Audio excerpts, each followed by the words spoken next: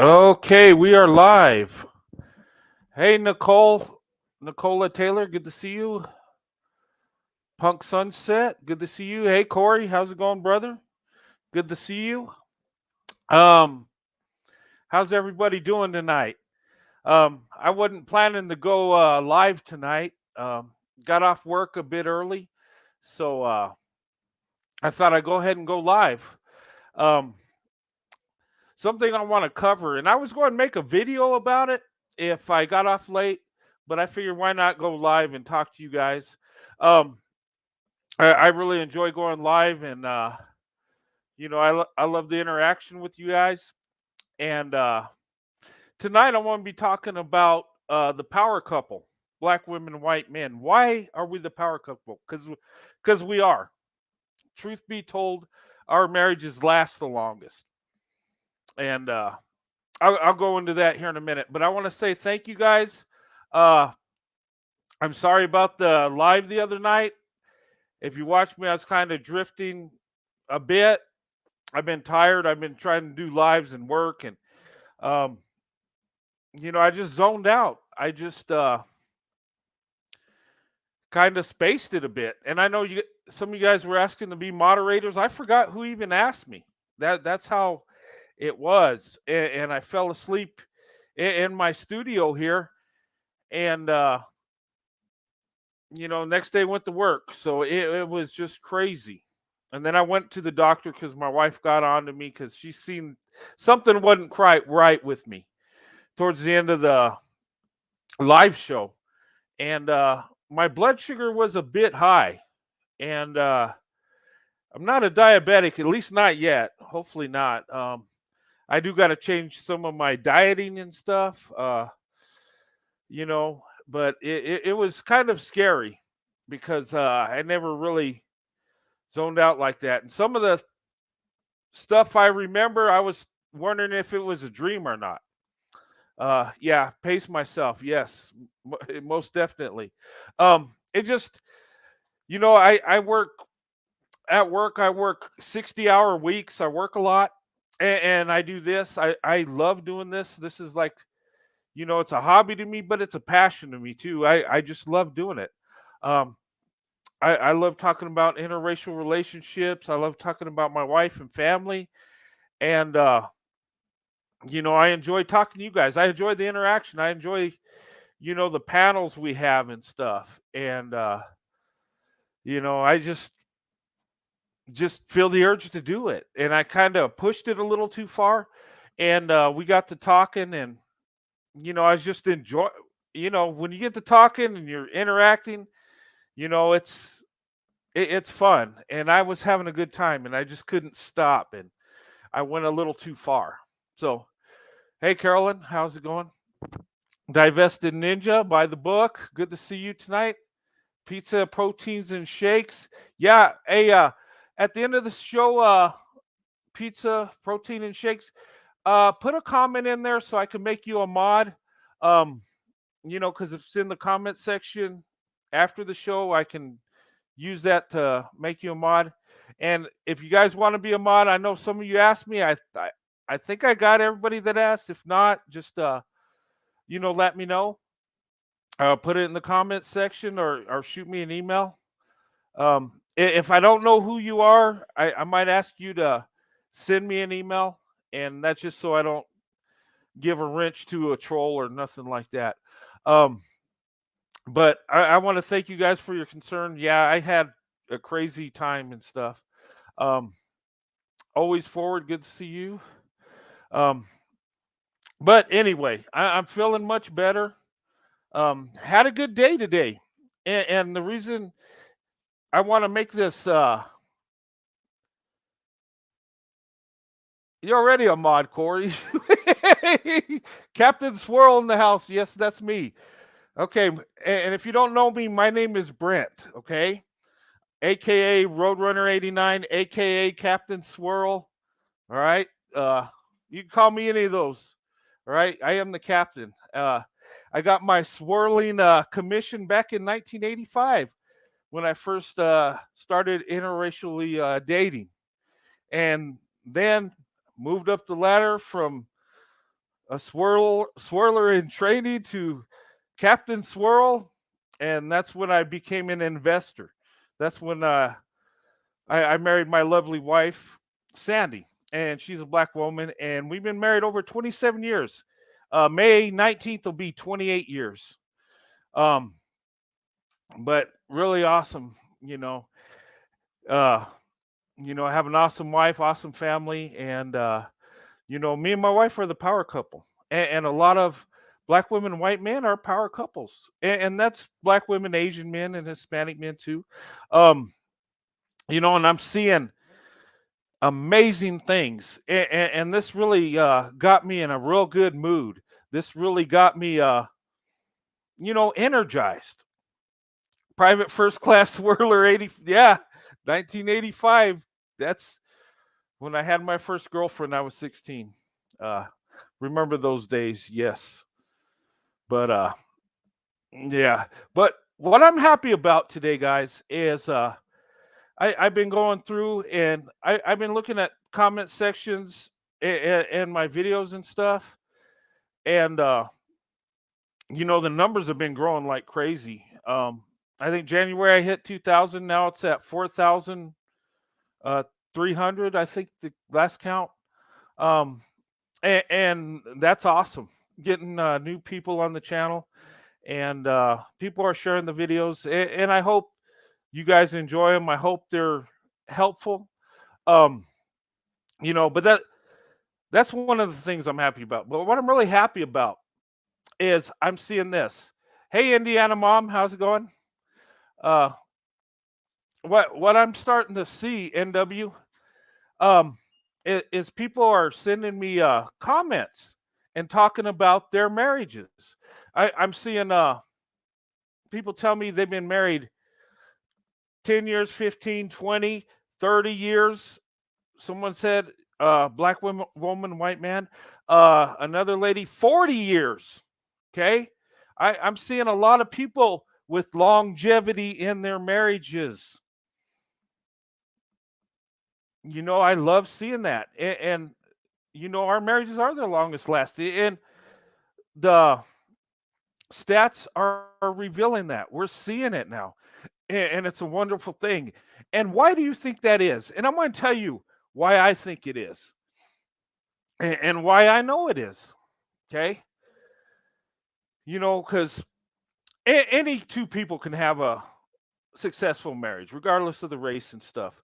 But when it comes to black women and white men, something special is going on. Something is happening. Get that troll out of there. Uh, guys, if you see anybody that starts cussing or saying anything horrible or insulting, mods, go ahead and block them. Get them out of the building. And if you see these robo trolls, knock them out. I'll get them as I see them. Anyway, why we are the power couple, and I call us the power couple. Okay, we're successful. Are all of us in our community successful? No, but a lot of us are. And we're starting to. And you're saying black women are waking up. So are us white men and other men. We're waking up to seeing just how wonderful and beautiful black women are. And I'm not just talking how they look, okay? I'm talking what's inside, their accomplishments, what's going on. We're seeing it. And I seen it long ago. And it's awesome. It's a beautiful thing. And seeing all these people tell me how long they've been married, and it just, it makes me happy. It shows we're doing something right. And of course, the haters are always out there. The haters are always going to go in on us, okay, because they don't want to see us succeed. Okay. When all of us should be praying and hoping that everybody's marriage works. We should all be doing that. Unfortunately, not everybody sees it that way. You got to see the hate and comments and stuff I've gotten from the haters. These, and I don't know where they get the time and energy to follow my channel to just tell me hateful things, but they do. It is what it is. But my marriage is successful, so they can do whatever. And a lot of you guys' marriages are very successful, and you've talked to me about it. You told me how many years you're married, and I'm excited about that. I'm just, it's awesome. And here's why. Okay, I'm going to give you my opinion on this. Why our marriages are successful in our community, and let me explain our community. Oh, thank you so much, love, for the super sticker. Thank you for the $3. I appreciate it. Tell you why I think our marriages are lasting. Why I know they are. Okay, we're strategic. Black women, white men. When we come together, we're looking beyond, the attraction. We're looking beyond. I can't say all, but most of us, we're looking beyond that. We're looking for a relationship, something that's going to last, not just the attraction and desires. We're going for the long term. And that's why we're lasting. And okay, and a lot of us, we're looking beyond the physical. Okay, and here's the thing: when we love each other, we know how to love each other. You know, when it comes to black women, white men, we know how to love each other the right way. Okay, loving each other with all aspects of love, not just the physical that people think about. Okay, that's a part of it, but we're loving each other emotionally, spiritually, and we have so much passion, and that carries a long way. That's number one. Okay, we really know how to love each other, and we do. And I'll tell you from a white guy's perspective, people say that black women, are emotional. That the strong black woman cliche we always hear about. As white men, we embrace that. Okay, you moving up and proving yourself, I find that attractive. Professional black women, I find that attractive. I do. I always have. And also, black women are traditional. I also find that attractive. And I find emotions attractive. Okay.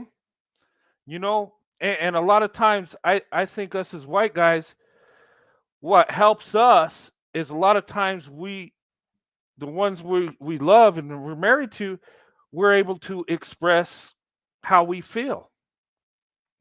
And I think black women, they embrace that. And we embrace your emotions. We embrace the passion you have. Okay, I don't see it as black women getting loud. I see it as them expressing how they feel. And I would say to white men, and we've learned this by talking to some of the ladies, a lot of them say, just listen to us. And that emotional connection goes a long way.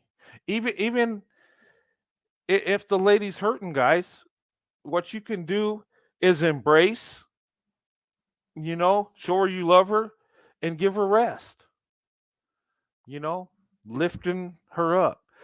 And one troll told me in one of the comments, and this is so true. He said, and I don't know where he was going with this, but he says, white men, they need emotions of black women. I think it was like a diss to me, uh but you know what? He's right. We do need emotions of black women. Why do we need emotions of black women? Because we love black women. Okay. Those of us that date and marry black women, we truly love black women. And we're having a connection. Okay. And two, we're strategic. In our communities, we're expected to make things happen. Okay. Um, in my community, we're expected to work hard, provide. Um, that's not saying all white men are doing that. I'm not saying that. But in our culture, we're taught that. It's ingrained in us. And the family expects us to make things happen. Where our women, they're taught that they're going, support their husband, they're going to be taken care of. You know, And generally, that's how it goes. You know, the lower income families, they both have to work and stuff. But when you get to the middle class, upper middle class, the women, expect the men to provide. And in our community, i- if we're not providing, the women ain't going, you know, for the most part, have anything to do with us, marry us. They might have, a fling, uh, some kind of physical uh, relationship, but they ain't going to marry us. They ain't going unless we're at their level or above. And that's just in the culture. That's how we're taught. Um, and what I've seen in the black community and what I've heard people tell me, black women and black men also, that a lot is on the shoulders of black women. So you got two people that are expected to go the extra mile, expected to make things happen. You get a power couple.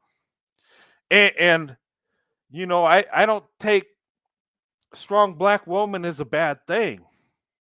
Okay. But us as men, we need to provide for our women. We don't They need to rest in their femininity, and we're supposed to be the man and take care of them. We're and we're supposed to sacrifice for our women and children. Okay. And when we come together, we're able to adapt and overcome. And that's a trait. And that's another reason why our marriages are lasting. We're adapting, we're overcoming. And when we get to that point, a lot of times when we start dating, we've already got the hate, we already got the all the propaganda, all the stuff out there. And it's like we're toughened up before we even get started.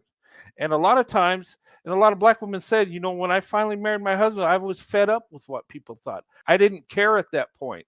I knew what I wanted. And white men, it's the same way with us, you know? And we come together and we create a power couple. And I believe this to be true. I think a lot of white men and black women are meant to be together. And I believe God is making this happen.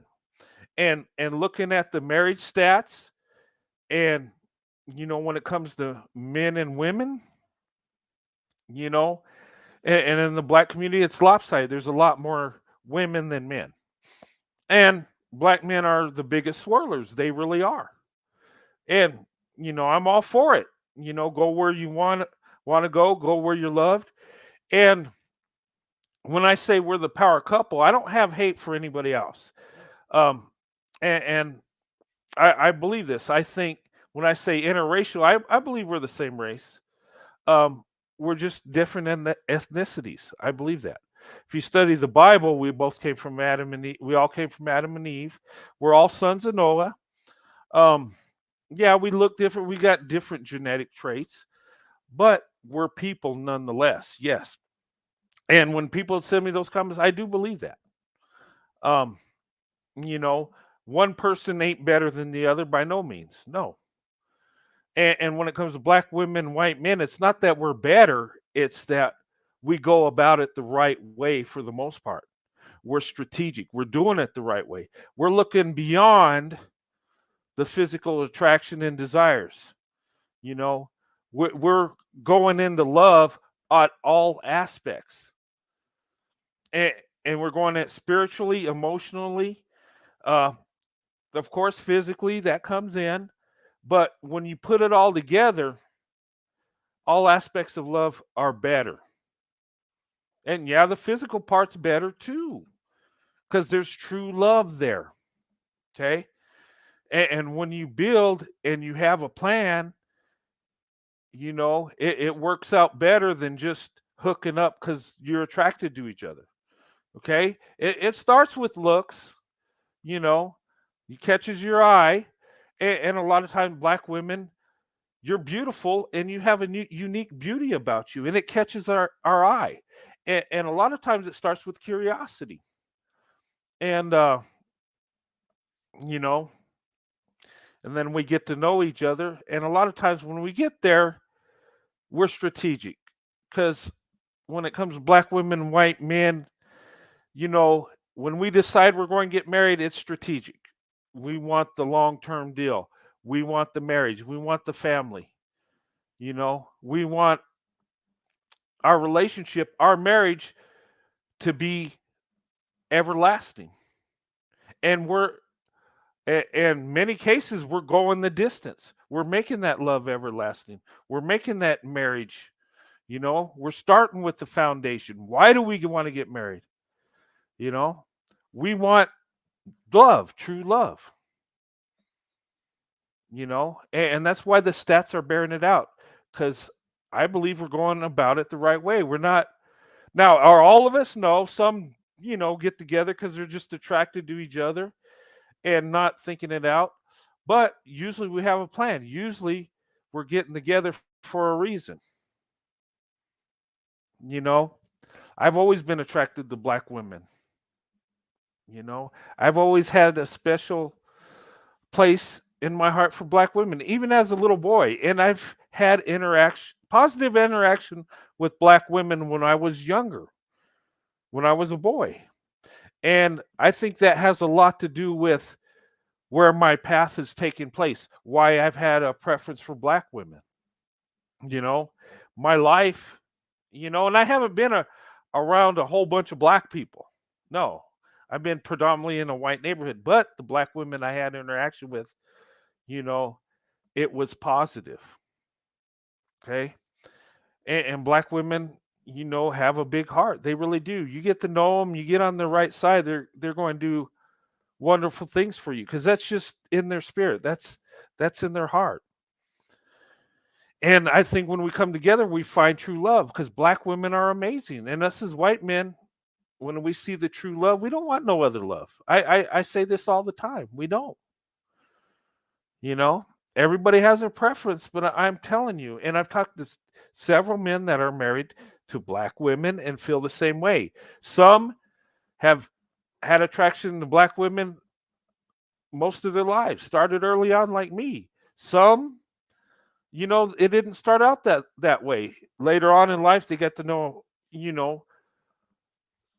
a beautiful, awesome black woman and fell in love, and it kicked off and it worked. And our relationships, and guys, you embrace it. We are the power couple. We really are. We're making it happen. And when it comes to love, we're making it happen. When it comes to complimenting each other, we're doing it. And financially, if you look at it, our income's higher too. Why do you think these corporations are advertising a lot when it comes to white men, black women? Because we're the power couple. We're a lot of times successful. And put this up here, Indiana mom, I'll put this comment. The 50 try to use. Yeah, I don't believe in that 50-50. And I'm going to tell you why. I believe if you want everything, you need to bring everything. And man, our job is the providers. Our job ain't to see what the woman brings to the table too. I've never agreed with that. If you want a relationship like that, you can have it. I mean, some people think it's great to be 50-50. Some people think it needs to be that way. I don't. I think as men, we need to provide. We need to pay everything. Okay? I know life's situations that don't always go that way, but as men, we should always strive to do that. And we should not rest till we're the total providers. And I'll say this, and I keep saying it. If you want everything, guys, you have to give everything. Okay? What I mean is, when you fall in love with that woman you want to be with, you bring everything. She deserves everything of you. If you propose to her and she says yes to marriage, guess what? She gets the whole deal. She gets all of you, guys. That means all your love, all your desires, everything, all your emotions, everything. And yeah, your assets, your resources, yeah, that's hers too. Okay? And you got to get in that mindset, because if you want everything, you got to give everything. And then the women's responsibility, once you're husband and wife, yes, she's supposed to submit to you, but guys, you got to love her like Christ loved the church, right? You got to give her everything. And that's everything. Your emotions, your love, your desires. When you don't look at other women no more. Her eyes, your eyes belong to her. When you're thinking desirable thoughts, that's your wife you're thinking about. You know, when you're thinking intimacy, that's only your wife. And when it comes to providing, that's only your wife. When it comes to admiring a woman, that belongs to your wife. Everything, lottie dottie, everything belongs to her. Okay? And she's a good wife. She's going to give everything, all of her wants and desires also. And, you know, to have your back, to be that support, to be nurturing and loving. And that's where you get perfect love. And and many times, black women, white men are doing this. And that's why the marriages are longer lasting. Now, once you get there, you got to keep it there. You got to always fight for your marriage. And in our communities, we're tough. We have to be, you know. And it's amazing because I see a lot of stuff going on in the black community is going on in the white community. It just seems like kind of reversed a little bit. Okay. And I'm not saying one community is better than the other. What I'm saying is you got two power people coming together, two people that have to adapt and overcome, two people that have to make it happen. And guess what? When you got two people on the same page that can adapt and overcome, that can make it work, we go the distance. And that's how we get to everlasting love. And I'm seeing it. I see it in my marriage. I see it in other people's marriages.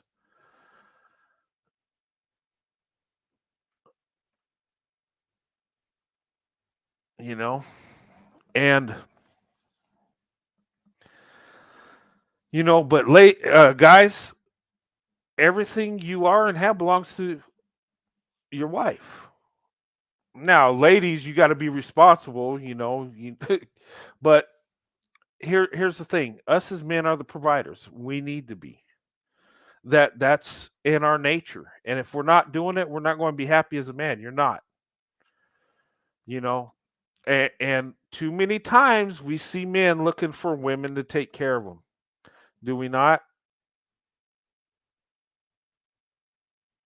And that's not what a woman's job is. A woman's job is, you know, to be that support element, you know, back up her husband. Her husband's supposed to be doing the work. And guess what, guys? When you don't have much, guess what? You do without, so your wife is taken care of, so your children are taken care of. You know, and I'm going to tell you this. I've heard men complain about child support and how the women are taking their money. Guess what? If you're doing what God intends you to do, your wife's going to get more of your income. It is. It is what it is. And it's supposed to be that way. Because if you truly love your wife and your children, they're going to have more of your income than you do. And I guarantee you, whatever men are paying in child support, I pay triple that. Because my heart, my soul, my everything is into my wife. It belongs to her. And you know what? She gives me everything. That's perfect love. That's the way it was intended to be. And I think we gravitate more to that than a lot of other groups. That's why I think in our community, when it comes to black women, white men, we last longer. And I'm not making this up. I This is what I'm seeing. I'm living it, but I'm seeing it in other people, you know. And I want to address some things. I want to tell you ladies, because I get some comments.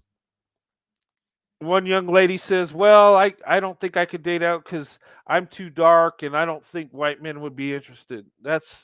Don't listen to that. That's the biggest lie. I know I got friends that are dating and married to black women, and and the ones they're with are dark complected. My wife is really dark complected. Okay, so we embrace that. We don't look at that as a negative, and most white men eh, are like me. We don't even think about the skin tone. When I first heard that, when it was brought to my attention, I was confused. I didn't know what they were talking about because I didn't focus on that. And yeah, I could look at people and see who's darker and lighter. Yeah, you could see it.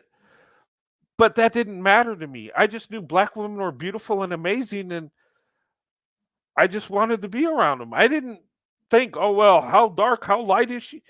That to me was weird. That to me seems like some racist white people would worry about skin tones. I didn't know colorism was a thing when it came to black people, and it blew my mind. And my mother-in-law explained to me, yes, it is a real thing. Yes, and she's 87, so she's been around. She's dealt with hardcore segregation and racism. You know, and my wife talked to me about it. I'm like, wow, that's a thing, huh? But usually when you're dating white men, we don't think about that. We're not concerned about how dark or light you are. And if you're dark complected, we embrace it. We think it's beautiful. And your skin's beautiful and it looks healthy and it you guys age gracefully. That's a blessing you have. Embrace that. That's not a bad thing. And don't listen to people that downgrade you because of it. That has nothing to do whether white men or non-black men are interested in you. We don't care. Honestly, we don't care about the skin tone. We don't. We just know you're a black woman. We're interested and we love you. That's it. Okay. And another myth I want to squash that white men only like black women that are extremely skinny and have no butt and the the chest area is big. So some guys said that. Now some guys do have a preference like that, but you know what? Men, here's the thing with men. We all have our little things, right? But that's when we come to the power couple, we're not really thinking about that stuff. Yeah, we're attracted to women physically. Yeah, we're wired like that. But don't be thinking because you have curves or you have a little weight or you're a bit skinny. Don't throw that stuff in there because we're like any other men. We like different types of women. Different men like different types of women. You know, so you can be in an interracial relationship regardless if you're curvy, little heavy, a little skinny. Okay, don't let that stop you. Okay, yeah, some white men are picky. Yeah, just like other groups of men are picky. Some aren't so much. Some men like curvy women. Some men like them skinny. Some men like them this and that. That's there's a big variety. So don't let that get you down. Don't listen to people and don't let those insecurities come in. Okay? As humans, we all have our insecurities. We do. Okay? Don't let that get in the way. Don't let that stop you. And black women, white men, give each other a chance. Don't let those stereotypes and generalizations stick in your head to where you don't talk to each other, to where you don't have relationships with each other. Because I've seen that happen. We don't go for it because we got this in our head. Oh, She don't like me because I'm a white guy. Oh, she thinks I'm a fetishizer. She might think I'm racist. Well, she might think that, but go for it. You know, because in today's world, I'm going to tell you guys a little secret. A lot of ladies are looking for a man that loves them, that's going to be a provider. You know, they're looking for that. And ladies, us guys are looking for, you know, a woman that's going to be a good wife, that's going to be a good mom, you know? And a lot of us white men, we love traditional women. And there's a lot of black traditional women out there. And we're attracted to professional women. Okay? And don't let this get into your head. If you're emotional, you're emotional. You know? Emotions is a good thing. You know, when women express themselves, that's a good thing. It's attractive. Okay? And us as men should listen. It's where we get that emotional connection. It could be a positive, beautiful thing. And if and guys, I would say if black women tell you something that they're going through, you need to listen. You need to, you know, be loving and respectful, even if you don't know what she's talking about. You know, because a lot of times, you know, women want someone to listen, to be comforting. You know, and I've heard black women say this. They want you to just listen. And they'll say black men and white men both a lot of times don't listen.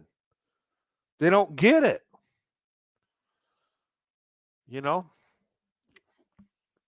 But a lot of times, you know, we do. And we're the power couple, and statistically is telling us that. Okay. And this is why I think we are, because we have a plan. We're strategic. We want to accomplish something. You know, white men that want to marry black women, it's not just because, hey, they look good and we want to feel a fantasy or a desire. No, we want a wife. We want someone to be a partner in our life. And we're seeing awesome qualities in black women. So, you know, don't think we don't. And don't listen to people. And I don't know, you know, a lot of ladies tell me, like, well, where are the white men that like us? Where is, they're out there. But I don't know what neighborhood or state you live in. I don't know what the situation is. Um, you know, we're not going in the neighborhoods with black women in droves and hundreds and thousands of us. We're not doing that. But we're dating black women more and more every day. The stats are showing it's climbing, it's increasing. And it's going to be more and more as we get to know each other better, as we break down those stereotypes, those generalizations, those barriers. And it's going to increase. And I believe it's going to be even more successful. Because here's how I see black women. Okay. I see black women as professional. I see them as traditional. I see black women as successful.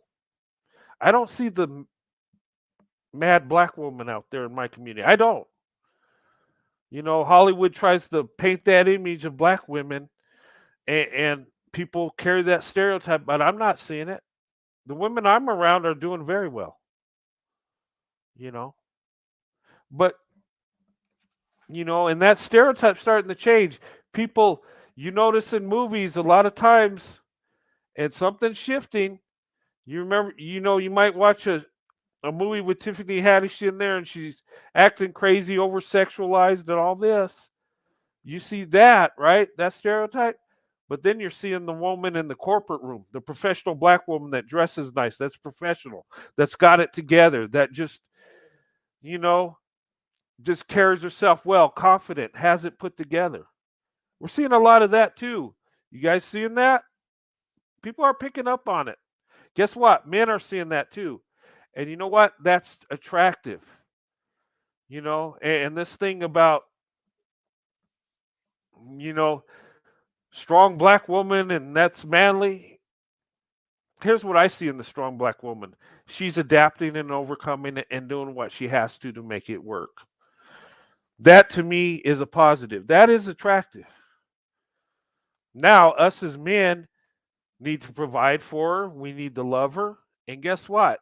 Then she can rest and support you and and be feminine. So they say.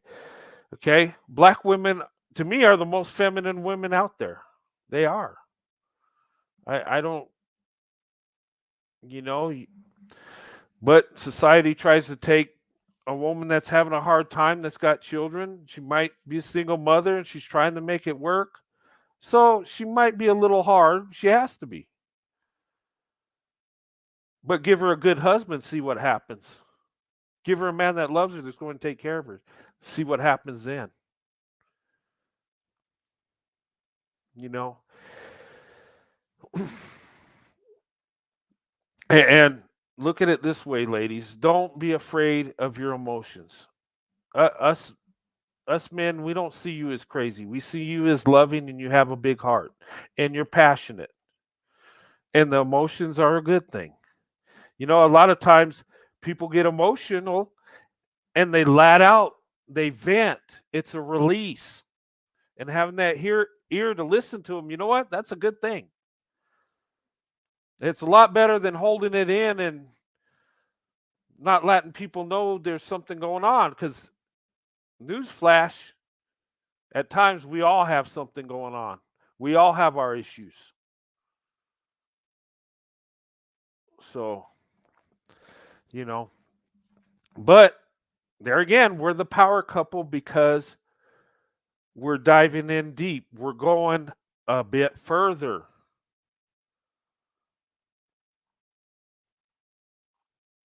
And you know what?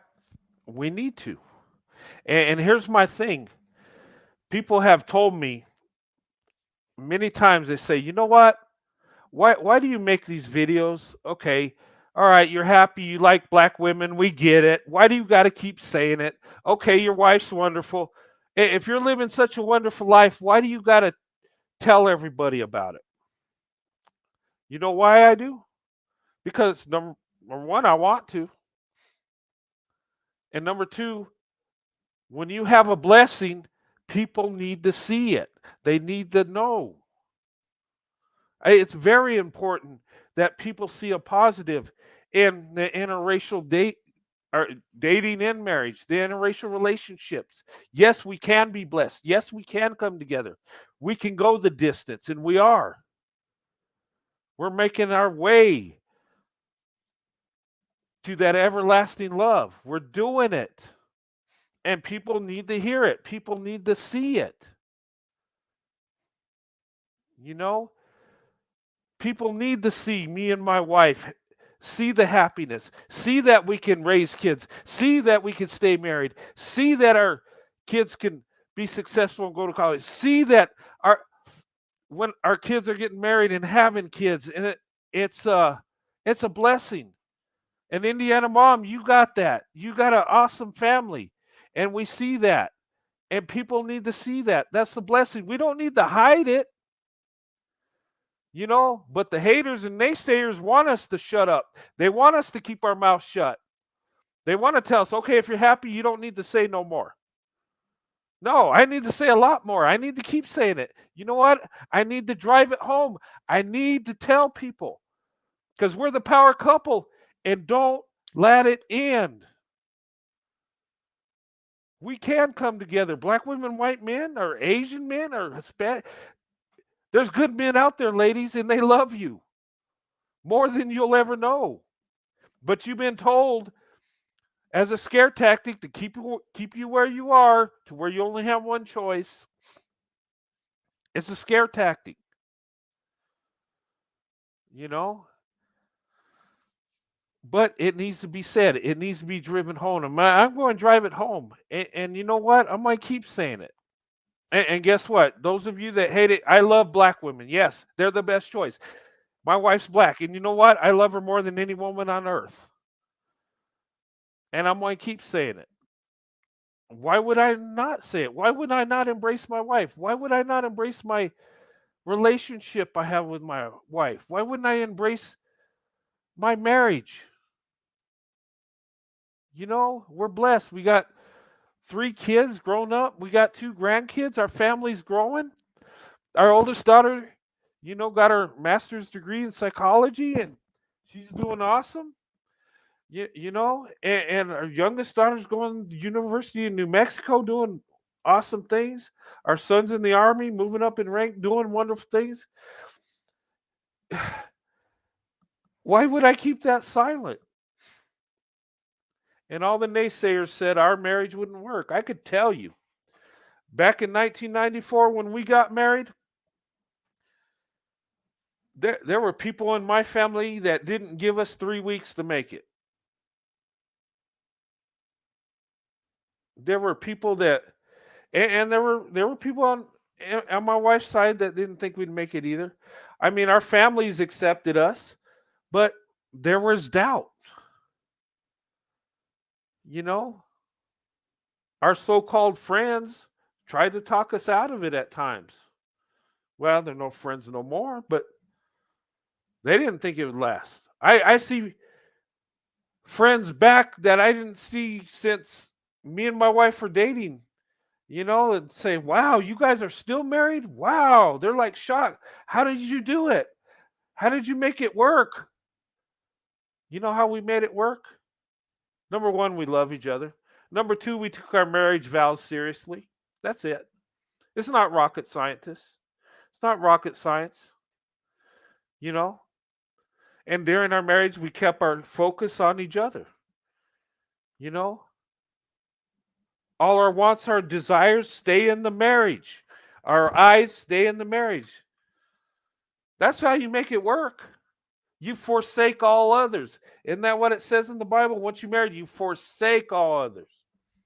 Okay? You can be friends, but all that, all that stuff that's in your mind goes to your wife, goes to your husband. It belongs to them now. Hey, Sunkissed, how you doing? Good to see you.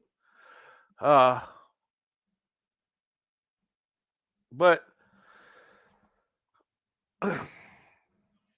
that's it in a nutshell. We worked because we love each other and we took our marriage vow seriously. That's what you need to do. And two, we would pray to God to help us keep it together, to be straight, and we're not better than any other two people. We just did it the right way. We had a plan. We executed it. We became that power couple. And, and can any couple do it? Sure.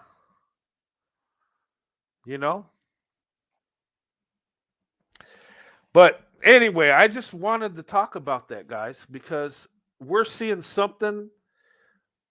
We have something that's happening here. We have marriages that are going strong, that are going the distance. And why do our marriages last longer? I've said what I think and what I know.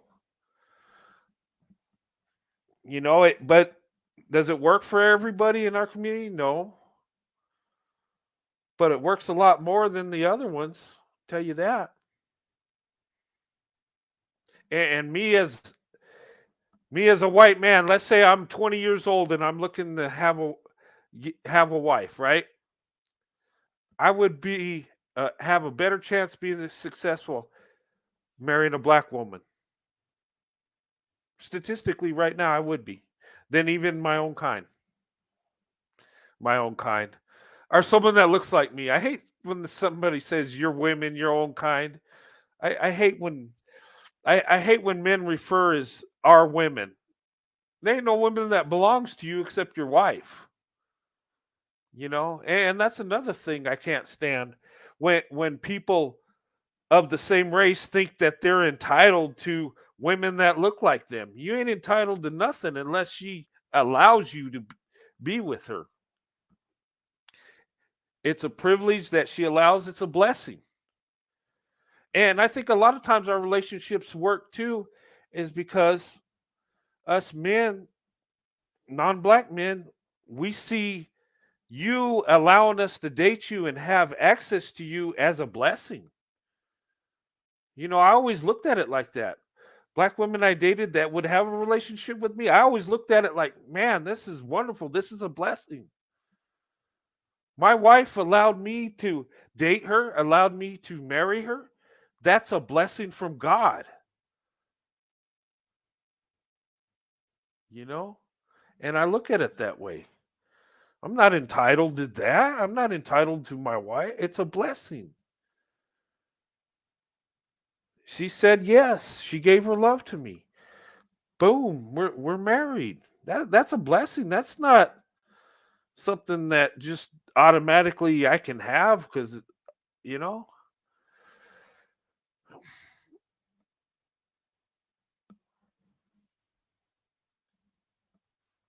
Ah, that's a good point. Men are only entitled to what they invest in.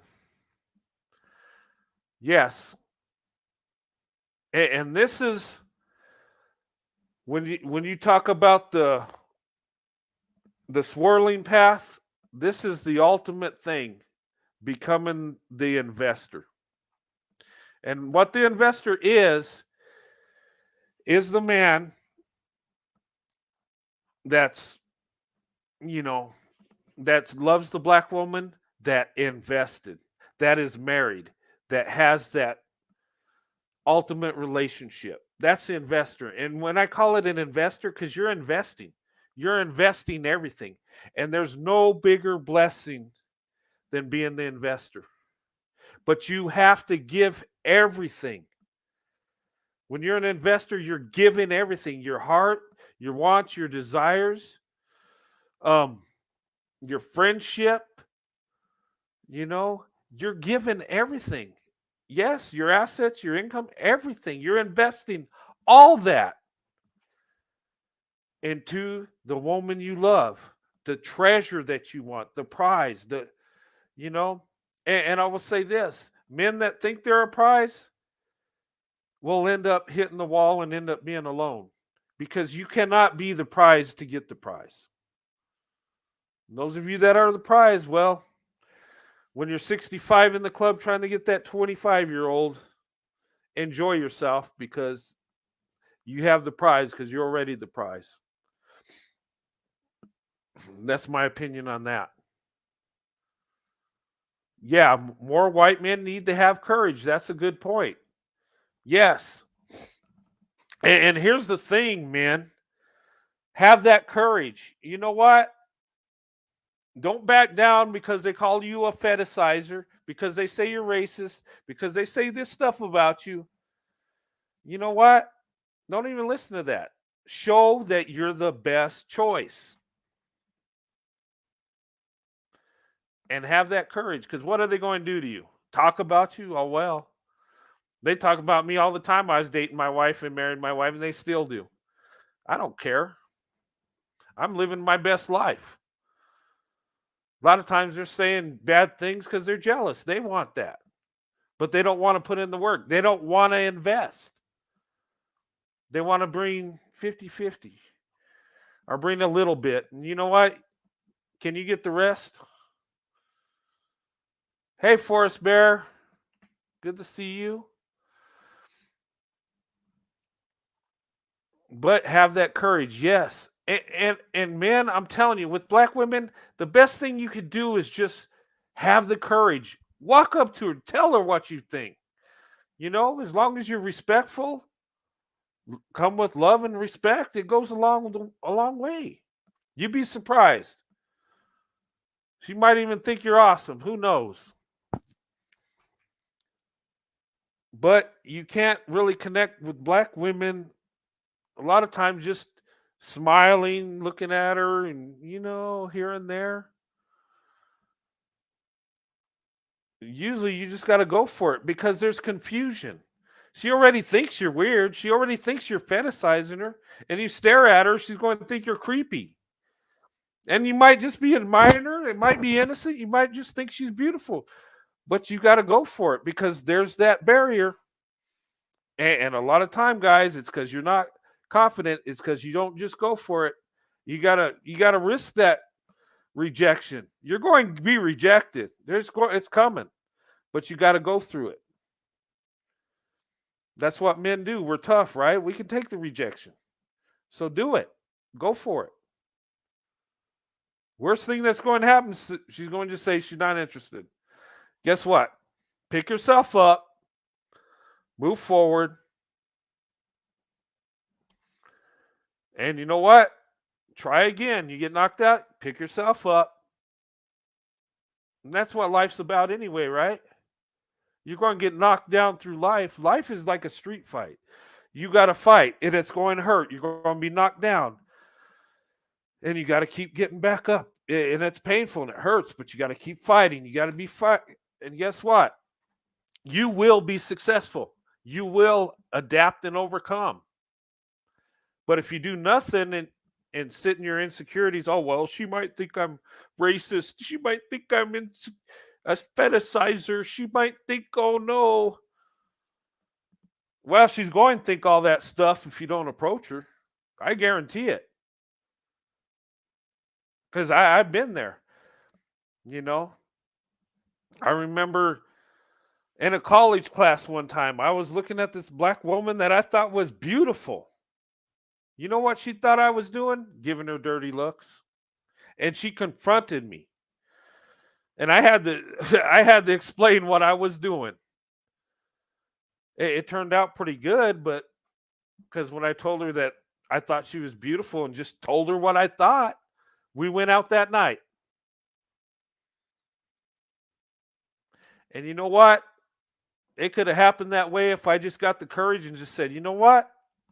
I think you're beautiful. You know, and just tell her what you think. And you don't have to be suave with the words. A lot of times women love it when you stutter, when you're shaking, because they know that you feel something for them. They see it in your eyes. They know you're attracted to them. They know you have love for them. A lot of time, and women have told, my wife told me this. I said, gosh, I was nervous when I talked to you when we first met. I was shaking. Did you understand what I was saying? Because she says, well, I could see it in your eyes. And you know what? Sometimes it can be a turn down if you're so smooth with the words. Sometimes women think, dang, he's pretty smooth. I wonder how many women he's smooth with. How many women he says the right things like this and just so confident. Sometimes when you're a little nervous, that can go a long way, guys. You know, not all, some women, only go for the confident guys that just got it. But, you know, could you please make me a mod? Yeah, yeah, Sunkiss. Yeah, I'll make you a mod. Yes. Yes, I will. Most definitely. Yeah. Anybody else want to be a mod? Let me know. I always liked I would like to have a number of mods just when the trolls come in and just to keep the profanity out and stuff. I don't mind opposing opinions as long as it's respectful. Yeah, after the show I'll make you a mod, Sunkiss. I most definitely will. And there's another one I want to make a mod too. Uh and if you guys want to be a mod, let me know. Uh I got some new mods that I made. And guys, if I make you a mod and you don't want to be one, just let me know. I can reverse that too. Um, yeah, CC already made you a mod. You're already a mod. I already put you in. Uh, yeah, always be yourself, guys. And here's the thing, people, and this is psychological. Oh, you want to be a mod, Indiana mom? Most definitely. Yeah. And and guys, if I don't get around to it or I forget, because I'm crazy like that, just send me an email. Say, hey, you said you're gonna make me a mod, and yeah, pizza, proteins, and shake. Yeah, I'm gonna make you a mod also.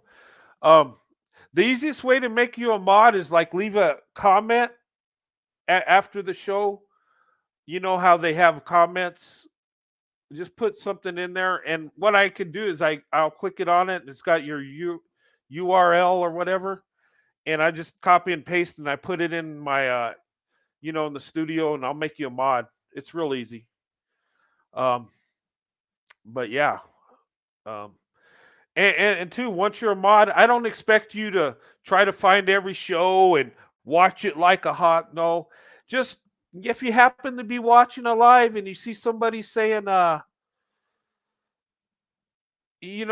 saying something that's insulting or stupid, you can kick them out. You can block them.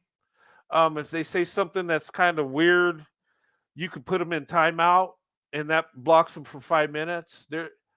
Um, and that's what a mod does. You just if you see something not right, you can kick them out. And black women like hockey, fishing, and camping. Yeah, you know what? My wife loves hockey. Fishing and camping, yeah, she does it, uh, but she loves hockey. We love hockey. Oh my god, she likes going to rodeos too. It's it's yeah. I got her into that, and she loves doing that. Uh, hiking, yeah, we do a little hiking. I love to hike. I go hiking all the time. Where I live, I'm kind of in the desert. I'm in the high desert, overlooking the Rio Grande Valley, but there's mountains around. Sometimes I'll hike out across the desert. Sometimes I'll go in the mountains and just, hang out. Sometimes I'll take my fishing pole, go fishing. Uh, yeah. Can a mod answer my? I'm sorry. I'm not even looking at. I'm just going. I wasn't even looking at uh the comments. I'm sorry.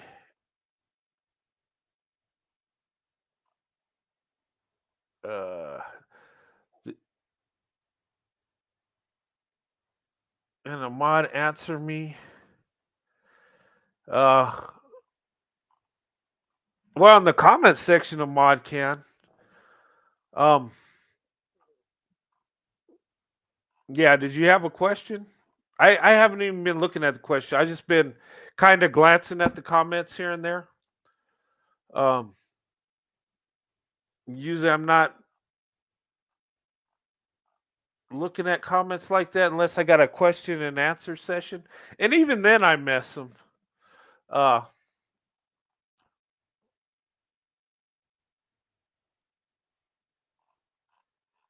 yeah.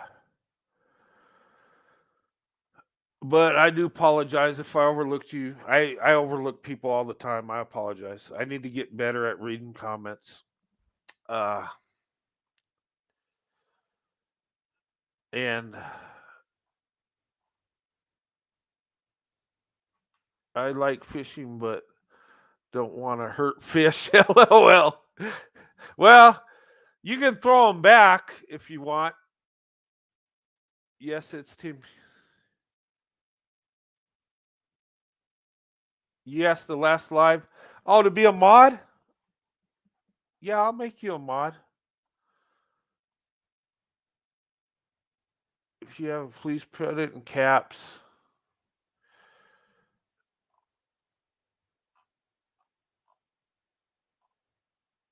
Yeah, sorry, I missed your question. I apologize.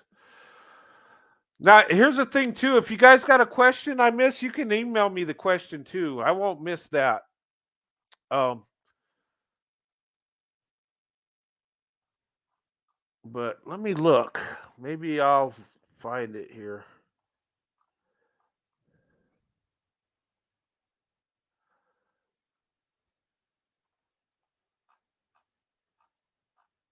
Uh, I'm sorry. I wasn't looking at the comments all that. I was just kind of glancing at them here and there. So sometimes I get in the it's all caps at 10 p.m. Is that Eastern? So that's 8 p.m. where I'm at. Okay, I'll look for it.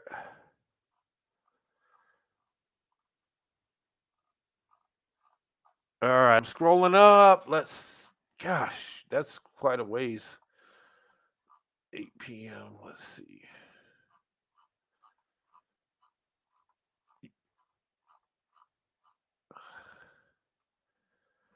All right.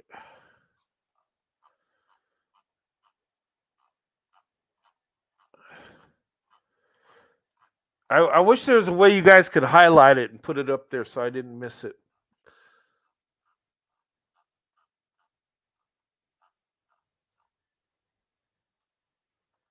So many questions. There are so many. Was it 10 p.m. exactly?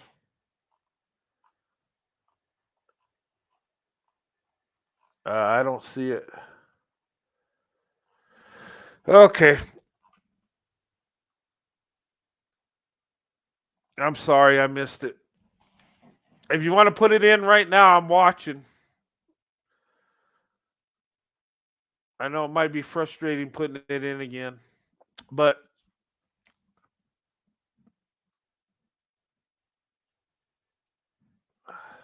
when you say 10 p.m., here's the thing. If you're in a different time zone, it won't show 10 p.m. on mine. It might show an hour later or earlier, depending on what time zone you're in.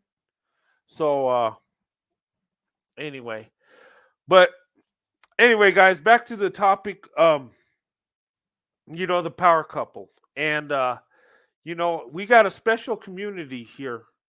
Um, you know, being in an interracial marriage relationship, black women, white men, we're making amazing things happen. Our marriages are growing, and they're standing the test of time. We're going the distance. We're having more successful marriages, and the stats are uh, revealing that. Of course, the haters got different excuses why that's happening, and they can't admit that it's just true love and it's meant to be. But we know it is, right? We know we got this special thing going, and I just want everybody to know that, and to open up your options, and do not be deterred by um, stereotypes and generalizations. Okay, find out for yourself and vet every man, of course, and men vet every woman, because there are corrupt people in every group. So that's what we need to do.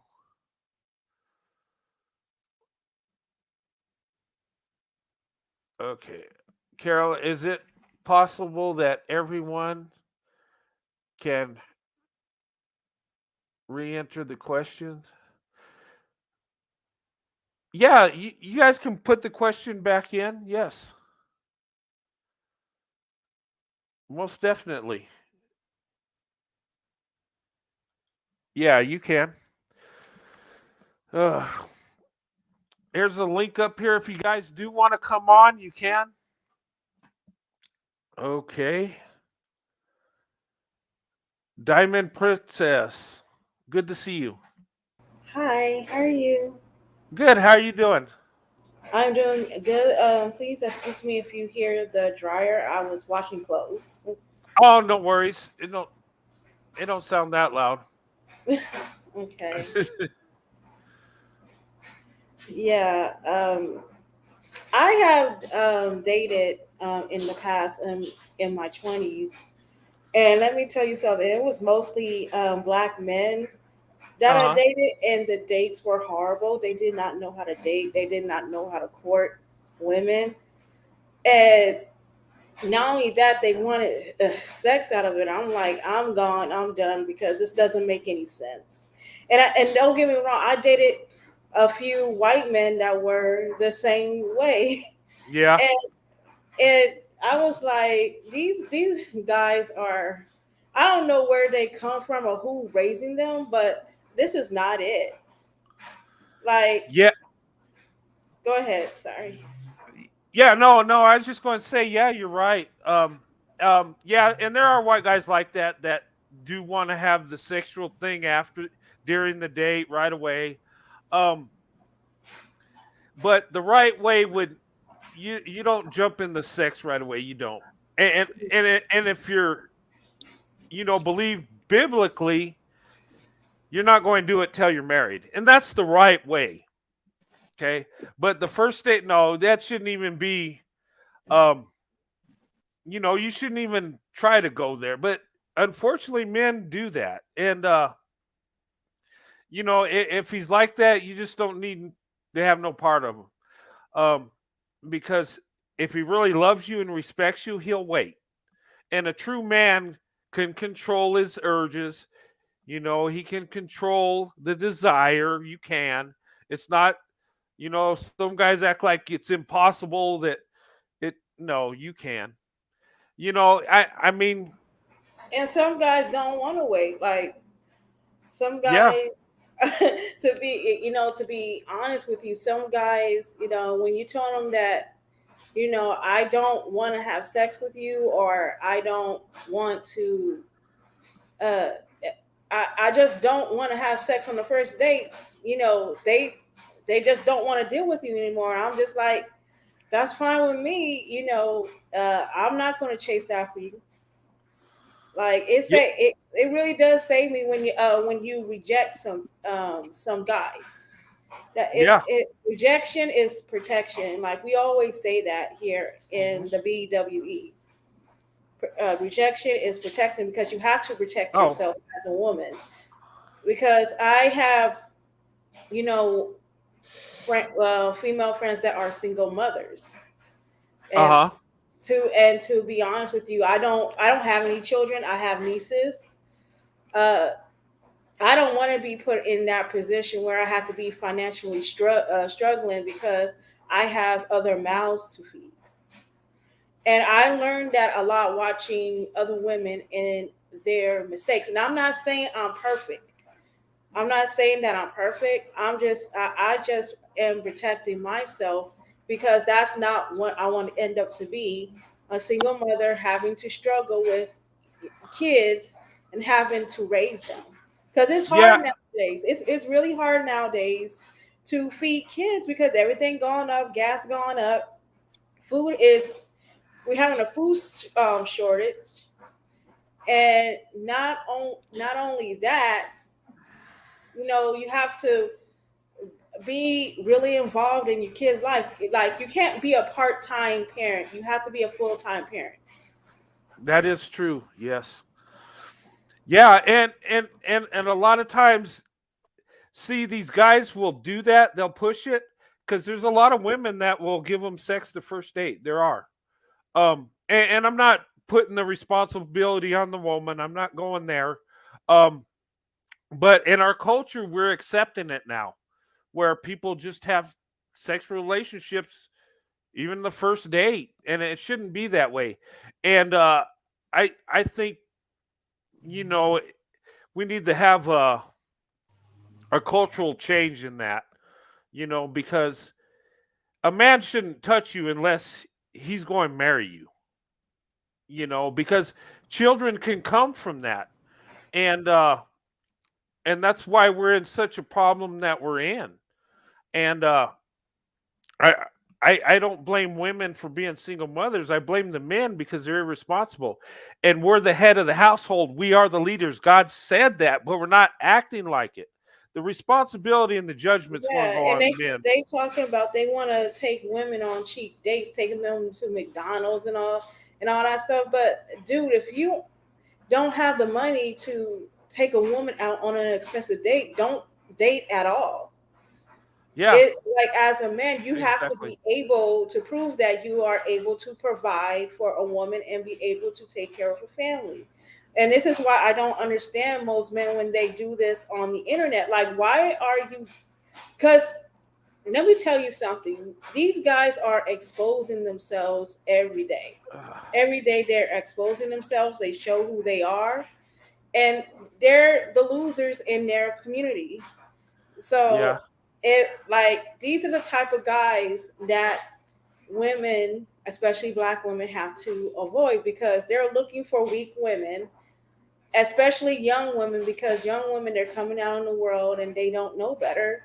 You know, they're looking for somebody to take care of them without them even having to prove themselves or why a woman should even Yeah. consider them. Hey, when the I just young lady just dropped off. When she comes back, I want to talk to her real quick because I think she had the question that I kept missing. Uh, so I don't know if there she is. Hey, Carmus. I'm sorry if I said it wrong. Is it Carmus? Hello, can you hear me? Yes, I can hear you. Oh, okay. I'm sorry. I'm sorry I missed your question. I wasn't even really looking. I was just glancing at the thing. Um, but it's good to have you on the panel.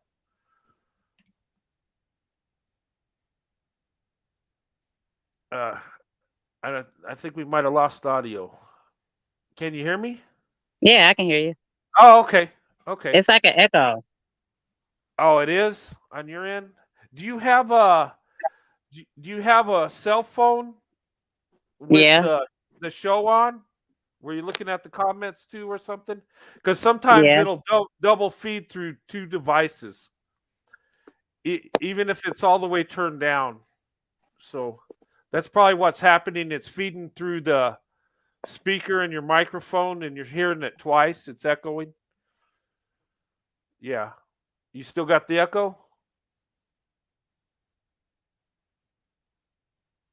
Okay. You're muted now.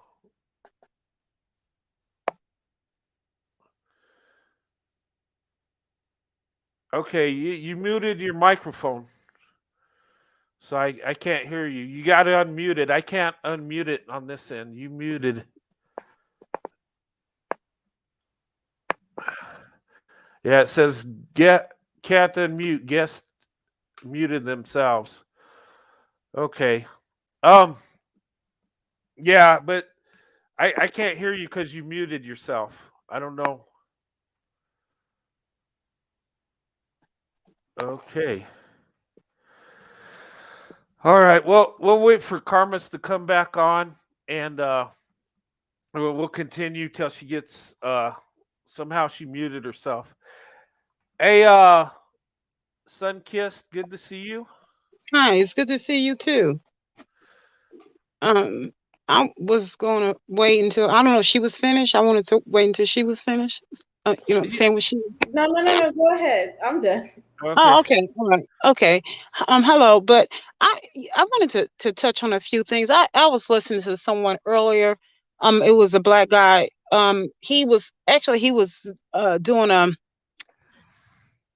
uh, uh a reaction to something that from a video from some time ago, and he was really, hitting some points that was really good. And I thought, I can't believe I'm actually listening to him, but he was doing a really good Mhm. job. And then all of a sudden, you know, the dust got to flying, and I said, "Here we go," and I got to sneezing, so I had to go ahead Oh, and just. it is allergy season for me already, and I'm Yeah, already sneezing. yeah, sis. I had to go ahead and just get the Benadryl going, so I had to delete them. Go ahead and let go and just let God. And so yeah. So at any rate, I said, you know what? Tears got to flying out of my eyes because dust was flying. So I said, you know what? I knew I was gonna start crying. So I went on because he got to complaining about black women. We were the reason for the LBGTQRSTUV. Yeah, I don't know, because I don't be wanting to offend nobody with it. Because my thing is, I have no problem because it's one guy that I follow and I love him to pieces. He's gay. I'm crazy about him.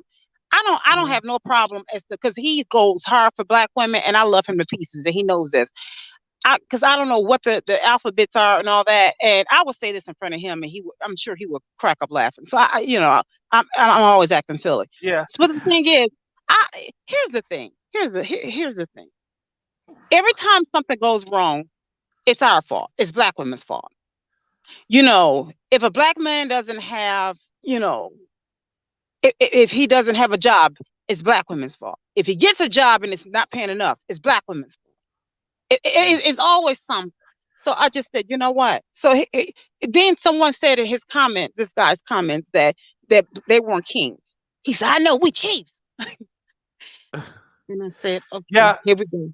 And I said, okay, well, that here's the thing, because he got to breaking down their why Black people aren't this and Black, and they focus in on the stupidest things. First of all, don't let them call you Black because we from here, this is that, and here. It doesn't matter where you're from, because everywhere you go, you spread dust, kids and dust, okay, and you don't take care of them. So let's just start there. Yeah. Let's just Hey, start there. Hey, Sunkiss, Uh-huh. let me make this disclaimer because, okay, what she's talking about is certain individuals, not all. Okay, I want to say that not all Black men. Oh, You know, here we go. Here we no, go. no, Oh, God. no.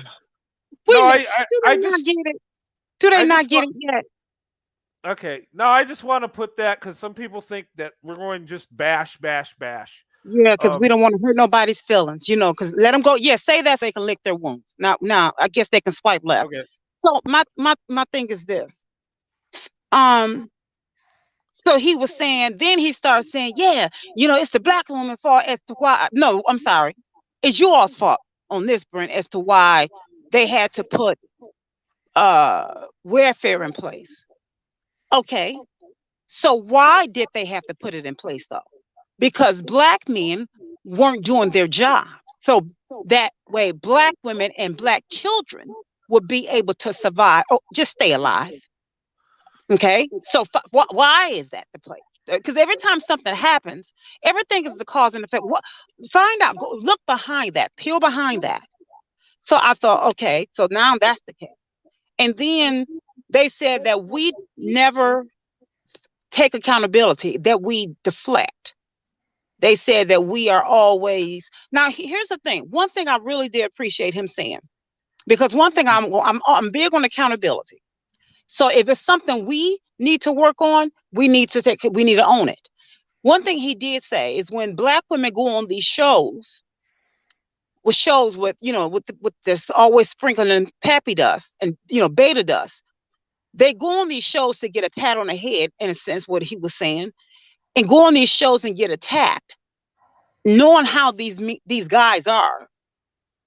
Then they holler, Black men don't protect us. Only in that regard, Black men don't. That's what when they say holler, Black men don't protect us, because they do set themselves up. They go on these shows knowing the mindset of these derelicts. They know how these.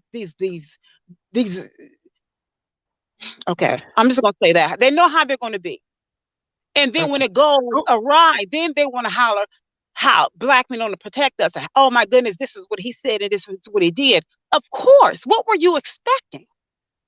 You want to go and say, let me plant these seeds for tomatoes. And then when you get onions or whatever you may get, I don't know, something, I don't garden, whatever may come up, you're surprised. Now, see, in that regard, women need to take, Black women need to take that to the chin and just say, okay, I have to own that. Now, that is what caught my attention. And so right there, yes.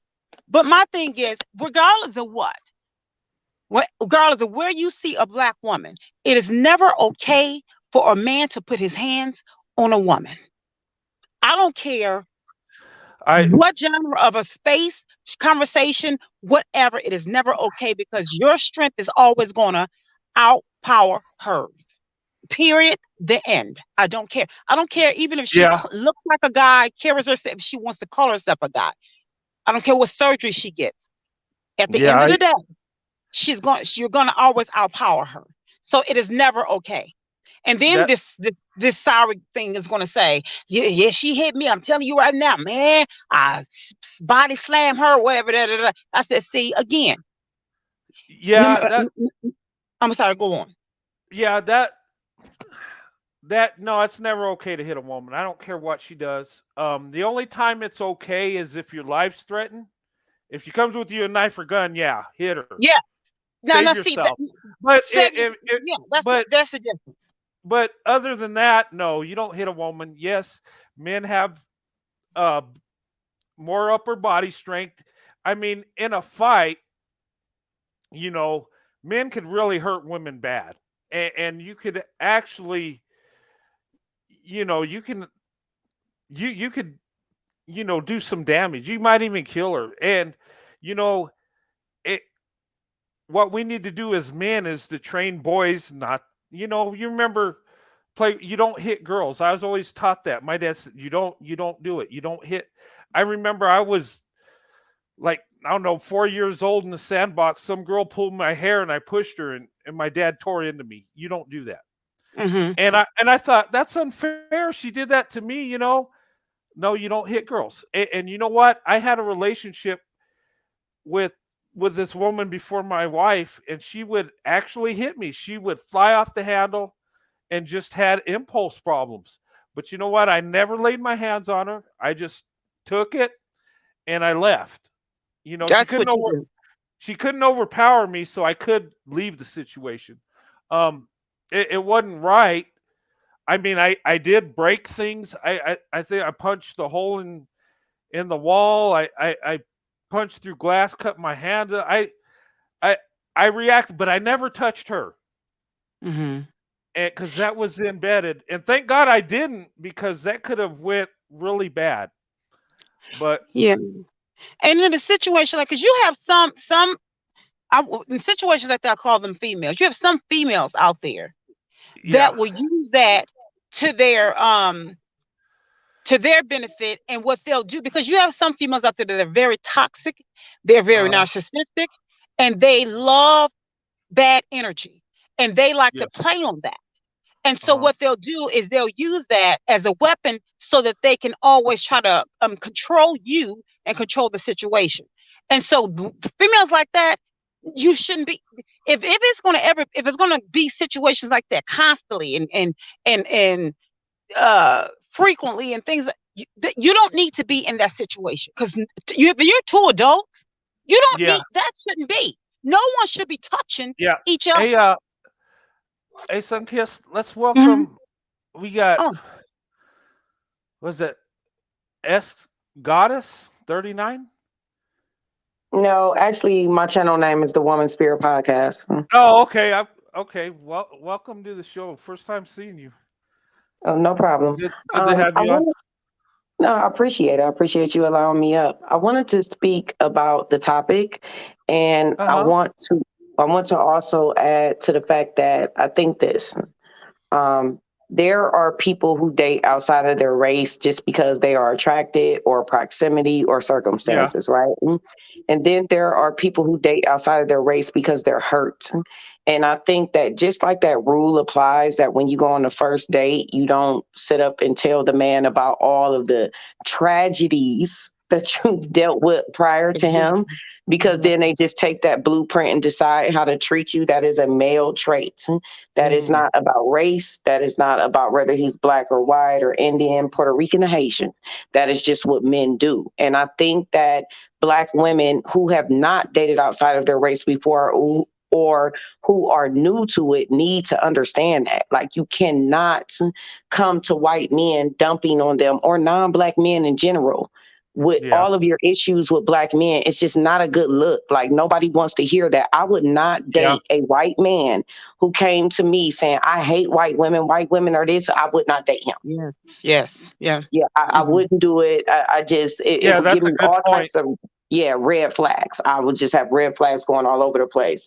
I think that natural attraction and natural law of attraction needs to be applied in these conversations about interracial dating. I'm Mhm. 44 years old. I've been dating outside of my race since I was a teenager. It's not anything new to me. I was actually very surprised when I came to YouTube and saw that it was so many people fascinated about interracial dating, as if it was like not a human being with another human being. Like, It was like, it was shocking to me. I'm like, well, he's a man, you're a woman. Where's the misunderstanding at? Where's the confusion? So it was like I didn't understand it until I kind of thought about all of the issues in the Black community and all of the issues that Black people focus on. And for some reason, Black people seem to think that they are the only community of people with issues. If you go into the white community, you will see that they have all of the same issues you have. You aren't escaping anything. If anything, you're adding more to your plate because this is now a interracial relationship. And let's be clear, interracial means Black women and white men and Black women, because interracial is about race, and race is Black and white. Intercultural is something else, that is Asian, that is Middle Eastern or Hispanic, right? But when we talk about interracial, that is Black and white. And there is a lot of racial propaganda. So you got to be careful Yes. in any lane. Like if you're a white man that's dating a Black woman and she's just has all of this in her mind about historically who the predecessors of white men are, he's not going to be successful in that relationship with a Black woman. If you are a Black woman coming into that and you're pushing all of that on him, it's more than likely going to make him feel overwhelmed and he's not going to want to continue the dating experience. As well as a white man coming into the situation feeling as if Black people are all ghetto, ratchet, thugs, and all of that. And then you have to continuously explain to him what it is as an experience of a Black. It's not, it's just not. You Well, have to be. that's true. Let me Yeah. what You that can I I think you finish? have a beautiful. Well, but here's the thing. We've been talking on this for some time. When it be prior to you coming, we appreciate what you're saying. However, this has been going on for some time. But even prior to what you're saying, and when you before you all been coming over here, it's been working. What prior to different ones giving their input on that, it's been working. And even with Yes. Black women coming and saying, this is what we've been dealing with in our community, it's been working. Look Right. at the statistics on our relationship. No. And another thing too, Oh, prior to okay. Black women going to white men, it was never an issue. It was nobody standing up saying, well, make sure you're not fetishized. Make sure you're not this. Make sure Well, when Black women I when think it's important. Black men going to white women, it was I don't okay care as about long as what we Black didn't have a men voice. do, though. Okay. I But don't. it was Yeah, I okay. don't care about. I don't It was care about okay. what. Hey, It was Ma'am. okay. hey, It was hey. okay. But now that Black women are saying, you know what, let me go ahead and step over here and do this. Now all of No, a sudden not. it's an issue. No, It's not for everybody ma'am, wants to say something. ma'am. For Okay. me, it's not an issue. Okay, it's not an issue. I just think that we need to be cognitive that there is a message and there is a like a so-called gender war. We know what it is, right? We know exactly what it is. But what I'm telling you is this: it's not going to be a good look for anybody dating. Like I'm not speaking from a place of ignorance. Like I said, I'm 44 years old. I've been dating outside of my race since I was this is not new to me. It's just Yeah. actually very shocking to me that so many people are speaking from a very disgruntled place. Where is the joy in just saying, "Hey, I date outside my race and that's just what I do." Where are those people at? What Because those are the people that I knew when I was we were just very indifferent to the issues of the world and we were just enjoying being people living a human experience. And I don't see that now. I see Black women saying, oh, well, Black men, Black men, Black men. And now they want to run over to white. That's not a good look. Okay. Were you ever on Tasha K? No, You were never on Tasha K? no. Because I appreciate what your content. I really do. In fact, I want to follow you. I do appreciate what you're saying. But here's the thing. I always say that to whoever I'm talking to.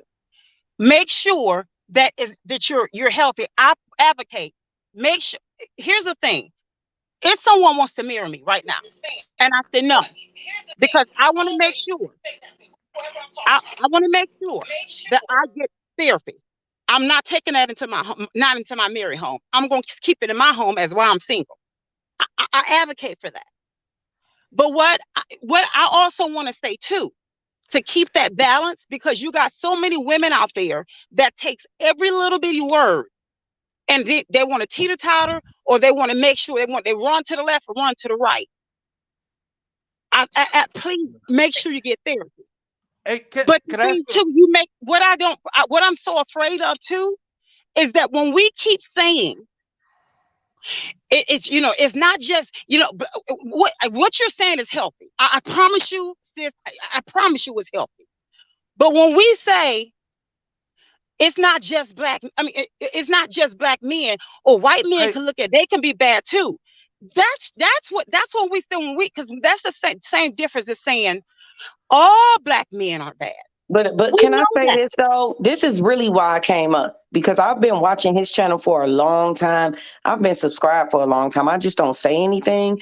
But really, what I'm thinking about right now is his beautiful wife, and I really don't want his channel to turn into a place where black people are discussing their grievances. This man has a beautiful marriage. I'm pretty sure he did not marry her because she was black. I'm pretty sure he married her because of the beautiful, well-spoken, intelligent woman that she is, on top of her being beautiful. So we got to keep it on that. We can't keep going steering off to what black men are doing. Let's just talk about the yeah, beauty of people coming together and engaging outside of race and politics and all of that. Like we can't keep doing that because that's bringing a lot of. I don't want his channel to turn into that. He has a His, beautiful wife. We got he to did show her marry her some. because she was We black. got to. That was his We got to. preference. We got to He show did. her. I understand that's his preference, ma'am. I'm just saying we got to show his wife some respect. Don't bring that over here with her, please. Come on, I have like to agree with Women's Fear on that because with other divestment platforms that are going on, they're too focused on black men and they're not focusing the betterment of black women. And we have to focus more on that. We need to stop bringing black men in the equation all the time when we should not be focused on them at all.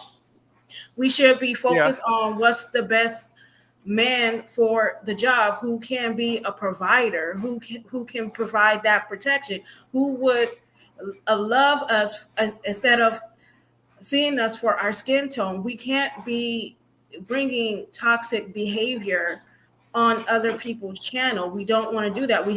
You have to understand that there's tox there's toxic behavior in every community, and most black women are not even talking about this because they feel that if they talk about it, it will go against their narrative of how they see interracial dating. Because I feel that they're using non-black men as a scapegoat instead of just, you know, working on themselves and trying to heal. Because let's be honest, the way these divestors are talking, they're not. You can tell by a way the person talks, they're not healed. They're still going through stuff. So we do not want to bring that into their platform. We have to be cautious of that. We Hey, don't want to Brent. turn into that. Yes. Brent, when you said earlier, they kept saying to you, Hello? "Why do you keep bringing up that black? Why you keep saying something about black or that you love black women? Da da da da da da. You're bringing up Well, why they're chastising you. And here's what I say to you: yeah. you Let say me. to them, I bring up why I love black women constantly. The same reason why rappers keep bringing up why they love non-black women. They keep bringing up why they love non-black women. They keep bragging on their riches. They keep bragging on why they have fancy cars and this, and the other. I. Yeah. That's what you're trying to say. Why you keep trying to answer them. So Yeah. then that is your answer. Yeah. Let me say this. Okay. Um. Okay. The reason I say that, why I love black women Hello? and my wife. Hello. How's it going? Uh, hello. Because they keep coming over Yeah. here and you Let. keep trying to Yeah. answer them, right? Okay. Answer them, then. Hey. Okay. Let me say something real quick. Okay. Hello? Yeah, I can hear you. Uh. May I just have some to add? I am from New York City. Uh huh. Okay, thank you. City. I was married in the early 90s. I read in this Yes. country as a black woman, caramel complexion, brown woman. I come from a family with a different type of culture, and we did not have to deal with Uh-huh. with the Go ahead. same Okay. Her audio is behavior. bad. Not my first husband. And you Yeah. know, the difference between him and any man was he respected me. He respected me and he treated me with dignity. And I think it's Uh-huh. important, ladies, that's what you're looking for. A man that's going to respect Yeah. you, that's going to care O- for Okay. you, that's going Who who do we lose? to provide for you, that security Did we lose that you Woman's need. Fair? Yeah, we Silence did. you, Hey, and Woman they're Sphere, you can come going back to up. protect you. Yeah, Yeah, I'm there she sorry. is. Okay.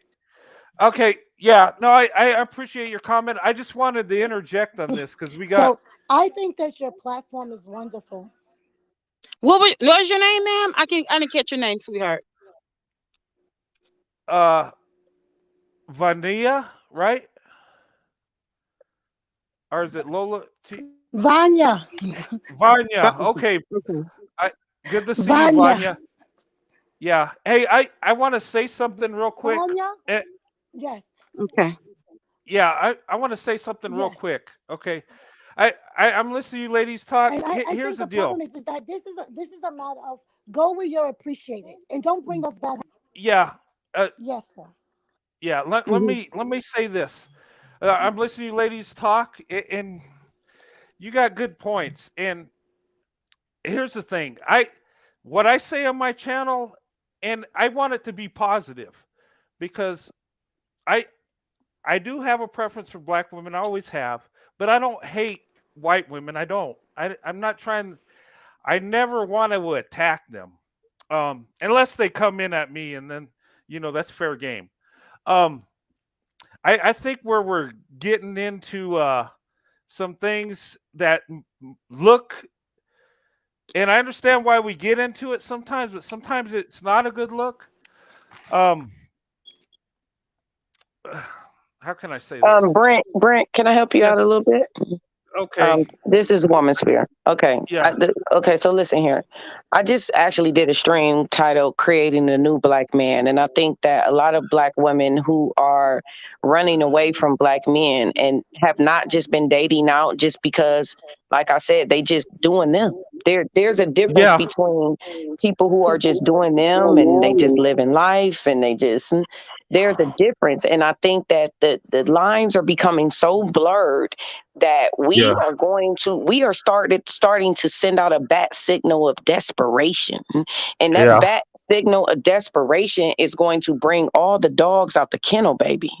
They gonna come out. I don't care what race they are. They could be purple. They gonna come Yeah. out ready to pounce on you because that is men. Men are Yeah. conquerors. Men are listen. You find a good man, you done found a needle in a haystack.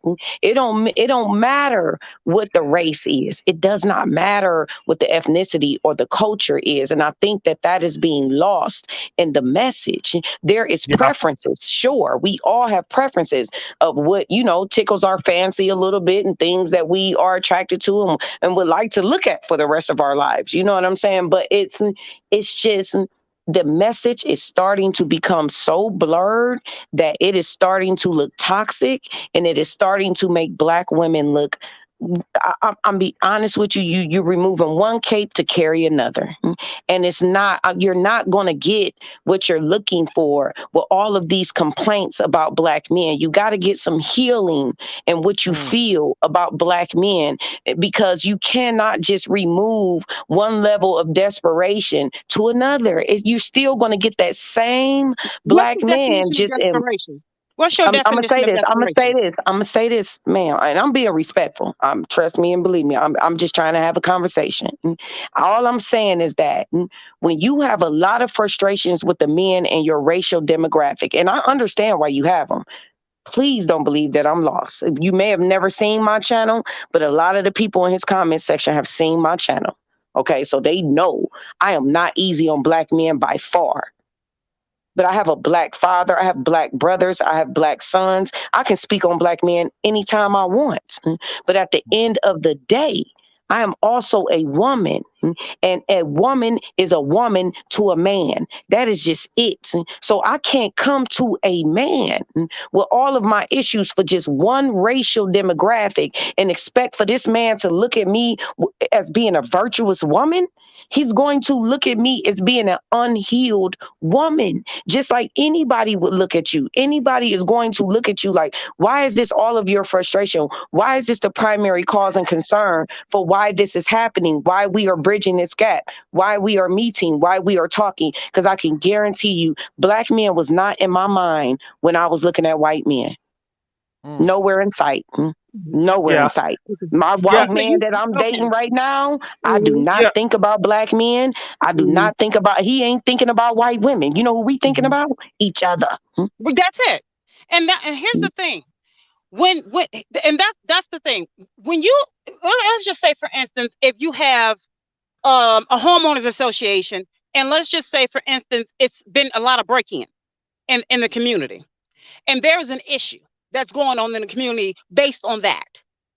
When you go and they say we're going to have a meeting on Monday at 7 o'clock about the break-ins that's going on, and they say, oh, well, what's going on? There's a fleeting of break-ins. Okay, when you meet up at 7 o'clock, you're not going to discuss the lawns or how you want the lawns to look at 7 o'clock.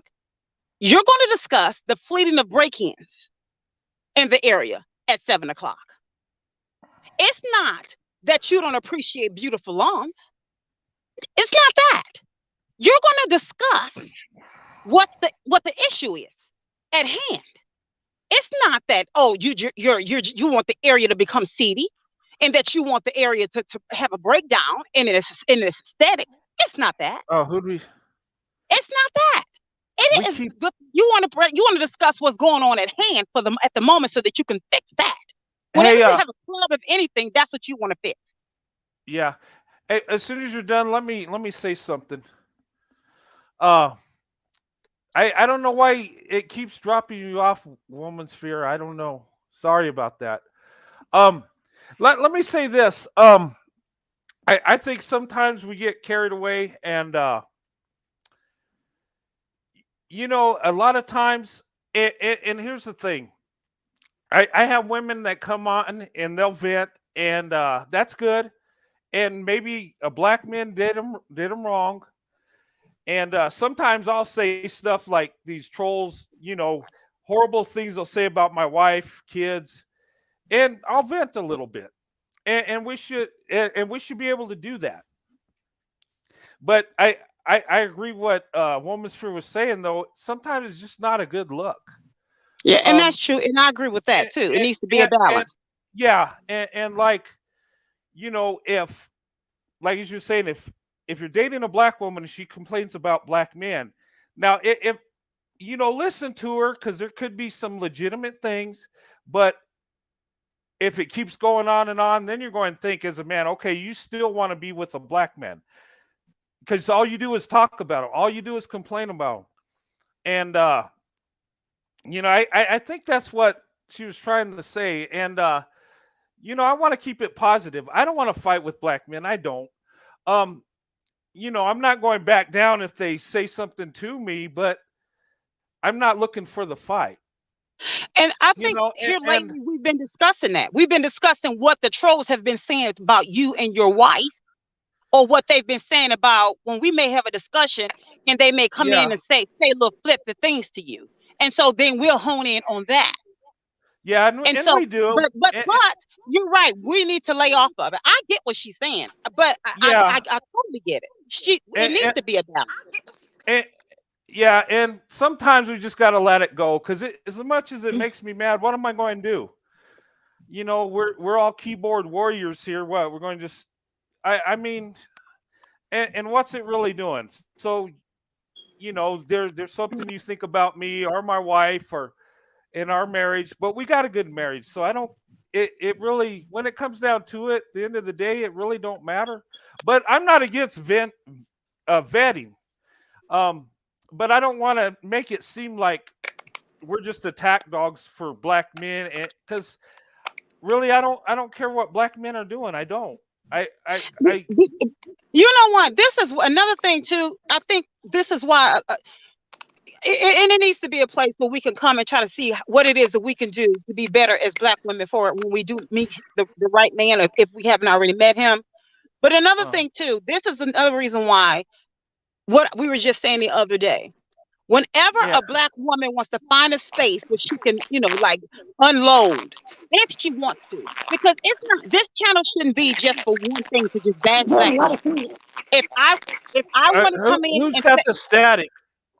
Somebody's got static. Sorry. I don't know. Is it okay? Let me see. I think it's Vanya. Is it you? No. She should drop out and come right back. I don't know. I'm getting static somewhere. But no, I think this is a good discussion. But see, I It think we're needs to getting be what. yeah, I'm sorry. I I'm sorry. You were saying something, Brent. Go ahead. yeah, I think we're getting in a rock and hard place here, and then we're just looking. We can look foolish too if we go too far. I And get it, I vent, agree. I agree. and you know I what? think it needs. Stand Oh, I'm up to sorry. it. Go And on. I don't like the stereotypes. I don't like being called a fetishizer, and I don't like being called racist and all that. But it's going to be said anyway. Sometimes you just got to let it go. Let them say it. You know what? We're living our best life. And sometimes I'll vent about it a little bit, and we all should be able to vent. But then I think sometimes we vent, but other people read it the wrong way. And I think that's what's happening. I don't think we're Yeah. attacking, but and here's the thing. It's kind of funny because when I did this channel, I don't really get white women coming in attacking. Well, sometimes I do. They'll come in and say a negative thing and then they're out. Um, White men ain't saying nothing. In fact, the ones are saying, "Well, good for you," or they're cheering me on. And black women, a lot of them support me and show me love. And there's some that show me hate. And it just seems like mostly black men are coming in, but behind closed doors, I got black men that actually support me. Um, but they don't come on the channel because they know that it probably wouldn't do good for me. Um, and because in the past I've let people up that uh, I probably shouldn't have, and it's hurt my channel a little bit, and I've learned from that. Mhm. Because I was trying to, be reaching to everybody, and I there's some certain things I got to do, like to keep our safe space where it's black women, white men, or you know, um, but I do have my prayer meeting where I let anybody in there. But just so it don't create confusion or problems, because do have trolls that'll come in, play nice, and try to come in and create havoc. So, but my thing is we got a good thing going, and black women I think are special. I think they got awesome qualities, and I say it all the time. And I think we're missing a hidden treasure. And you can find that in any women. Don't get me wrong, but I'm going by my experience. I've been blessed, and my wife. We've been married over 27 years, and I want to share that, and I want to let people know you can be successful in an interracial marriage. Are you going to have haters? Yes. Is there people going to not like it? Yes. Um, but hey, that makes us actually stronger. Sometimes it's good to have a little fight. Sometimes it's good to have someone come at you, because it just when you stand up for your wife, it makes that love that much stronger. And when she's doing it for you, it brings us close together. And people don't realize this, that haven't experienced an interracial marriage, where people truly love each other. All that outside interference and that hate actually brings you closer. And I I got too much love in my heart to, for my wife to dwell on this stuff. I mean, I do vent about it, and we should be able to. And I'm not against women coming out and telling their experience. And if it's with a black man, okay. But I just want people to know we're not attacking the group of men. I mean, I would never do that. And I don't want the impression we're doing that. That individual did you wrong, go in on them. But I think that's where we're kind of getting kind of weirded out on this a little bit. You know, And but here's the thing. I don't follow a whole lot of black men, but I do follow some. Those yeah, are the ones I vet them heavily. And the one that I was listening to today, I was trying to see, should I follow him? And what made me listen to him to see if I should is because he was holding black women accountable, as I said earlier. yeah. And I said, you know what? I like what he's saying because I'm big on accountability. So it's not that I'm this woman that's just so angry with black men. Oh, because black men has made me not like them a lot. I don't care. Yes, I have black brothers. I have a black, if you want to call him a father. Yeah, I have that too. Yeah. But I'm gonna call a thing a thing. You're not gonna, tinkle on my head and tell me it's raining. I look at the whole picture. However, I'm not gonna be so incensed and so bitter to where I'm not gonna look at common sense. If you're telling me the truth and it makes sense, I don't care what you can be, whatever shade, whatever print, whatever you're gonna be. If it makes sense to me, I am going to listen. So he was making sense. And he was holding black women accountable. Mm-hmm. And what he said, I said, I like what he's saying. And he was my complexion. But he sounded like a stand-up guy. So I said, I like that. Black women need to stop going on these channels and then hollering like crying victim after they're disrespected or manhandled, or whatever the case may be. So this is what happened to you for growing out there and going on their shows and people, these guys' shows, and being treated that way or called this and that or whatever, and then holler, well, black men don't protect us. You set yourself up for that. So now you have to deal with the consequences. I hate that happened to you, of course. I would never want that to happen to anyone. Mm-hmm. But that's what happened. So when he was saying it, I said, hey, well, you know what? Unfortunately, it's a bad deal, but I have to, it is what it is. So that's what made me listen to him. And you know what? I had hit subscribe. But as time went on, I said, see, I knew it. So I hit unsubscribe. Now, did I finish listening to what he said because it made sense? I sure did. But I wasn't going to subscribe to him. But I like that show, that particular show. So I'm not against that. So I'm not this bitter black woman in case of, and when it comes to that. But when it comes to anything outside of that, for us dating, have I just had one bad experience with a guy and said I'm done with all black men? That's foolish. That is foolish. It has been consistent, let down after let. Would I want to date my own kind? Of course. That's why I dated him, because I wanted to. But it's not working out. So if some, like they say, if it is, what does insanity mean? To continue to do the same thing over and over and over and expect a different outcome. That's insanity. That's insane. Can I say something? Can I say something? Because you literally just said what I thought you were talking about, but just wasn't saying. You said if you wanted to date your own kind, would I? Yes. Yes, so really, okay. So hold on. You only date now by default, and see. No, I'm dating now because it's just black men are just doing the same thing because this is what they do. This is their pathology. But ma'am, you just said it for us. You said, did I want to date my own kind, but it ain't working out? That's dating out by default. You wasn't attracted before until you got threw around a little bit. And then you said, oh, I don't want to be threw around no more. You know so why? I'm going to date out. Because black men don't like a woman that's leveled But up. listen, A black man wants just sex. But listen, this is listen. That is a bad look.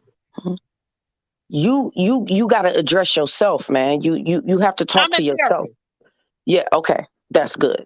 Because it's like people, the amount and rate of people that are dating outside of their race just because they are disgruntled. Do you know how many white men I work with? I'm in the dentistry field. How many white men I work with that make little slick jokes about their wife all day long? all day long. I'll be like, hey, you want something from lunch? Yeah, you can go ahead and kill my wife. I'm talking about real live jokes. Oh, yeah. Real live jokes. And they be dead serious. So it's like it's that little topsy turvy thing that's happening with people that are disgruntled.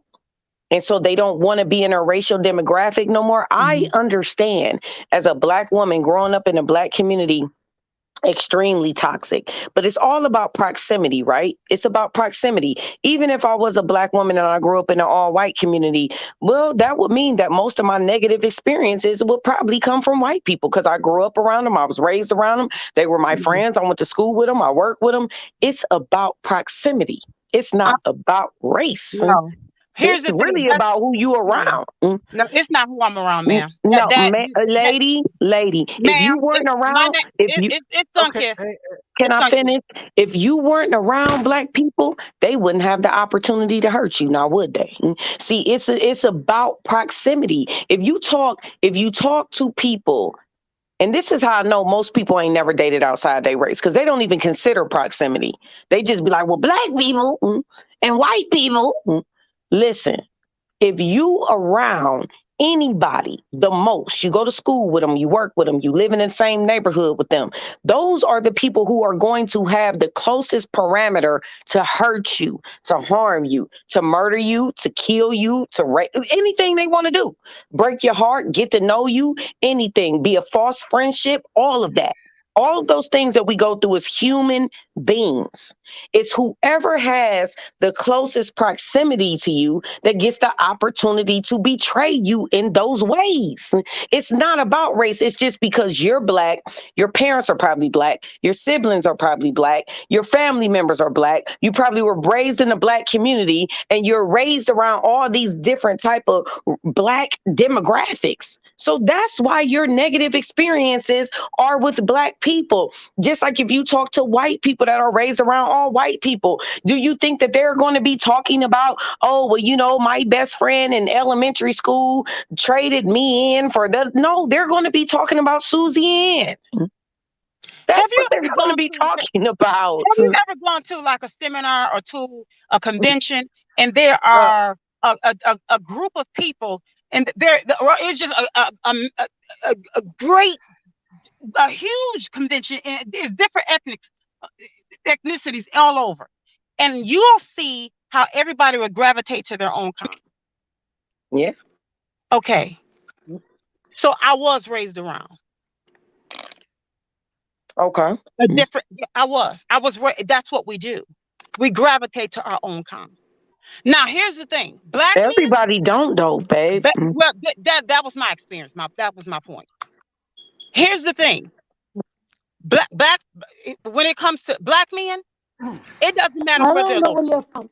I think Black that's why okay. when men I came in, I will made Hey, it clear gravitate that I'm to from the whoever it north. is, And anybody that's outside. When it comes to it women does outside of their matter. own kind. It does. okay. Hey, all right. Hey, ladies, I'm enjoying this discussion, but we kind of got off topic quite a bit. This was I was trying to, well, I talked about and I kind of thought maybe we might That's what go I was off thinking. topic I because thought this was a love channel. no, listen, no, the reason I didn't bring people up till later because I wanted to get out my point about us being the power couple, right? And I believe that because I see some good things happening with statistics, you know, Black women, white men, and it's very encouraging, and it's not surprising to me. Um, oh, we lost woman's fear again. um, you know, and we kind of got off track, and I know there's a lot of hurt in there, and You know what, Brent? I'm gonna say this and I'm gonna go. This is my point.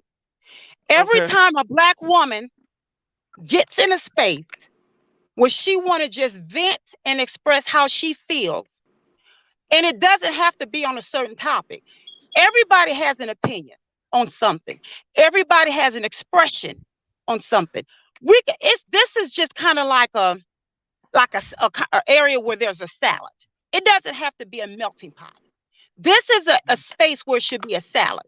Somebody may want to throw in how they feel about their experience with their love, throwing something when just like the other day, we were talking about something, then I read a poem, then we talked about something else, then we talked about Sandy, then we talked somebody, some Yeah. has some tears.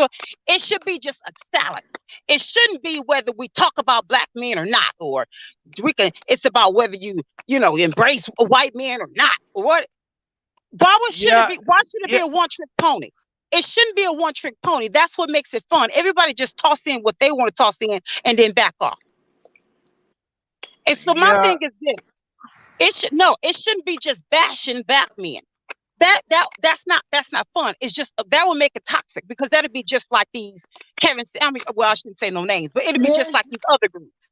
But my thing is this: this is the thing is, Yeah, if but everybody step in and just say, well, let's just make it this and leave it at this and nothing else. This your show. That's your house. You call it the way you want it to be. Yeah, but here's the thing. I understand vetting, and we should maybe have a vetting show, but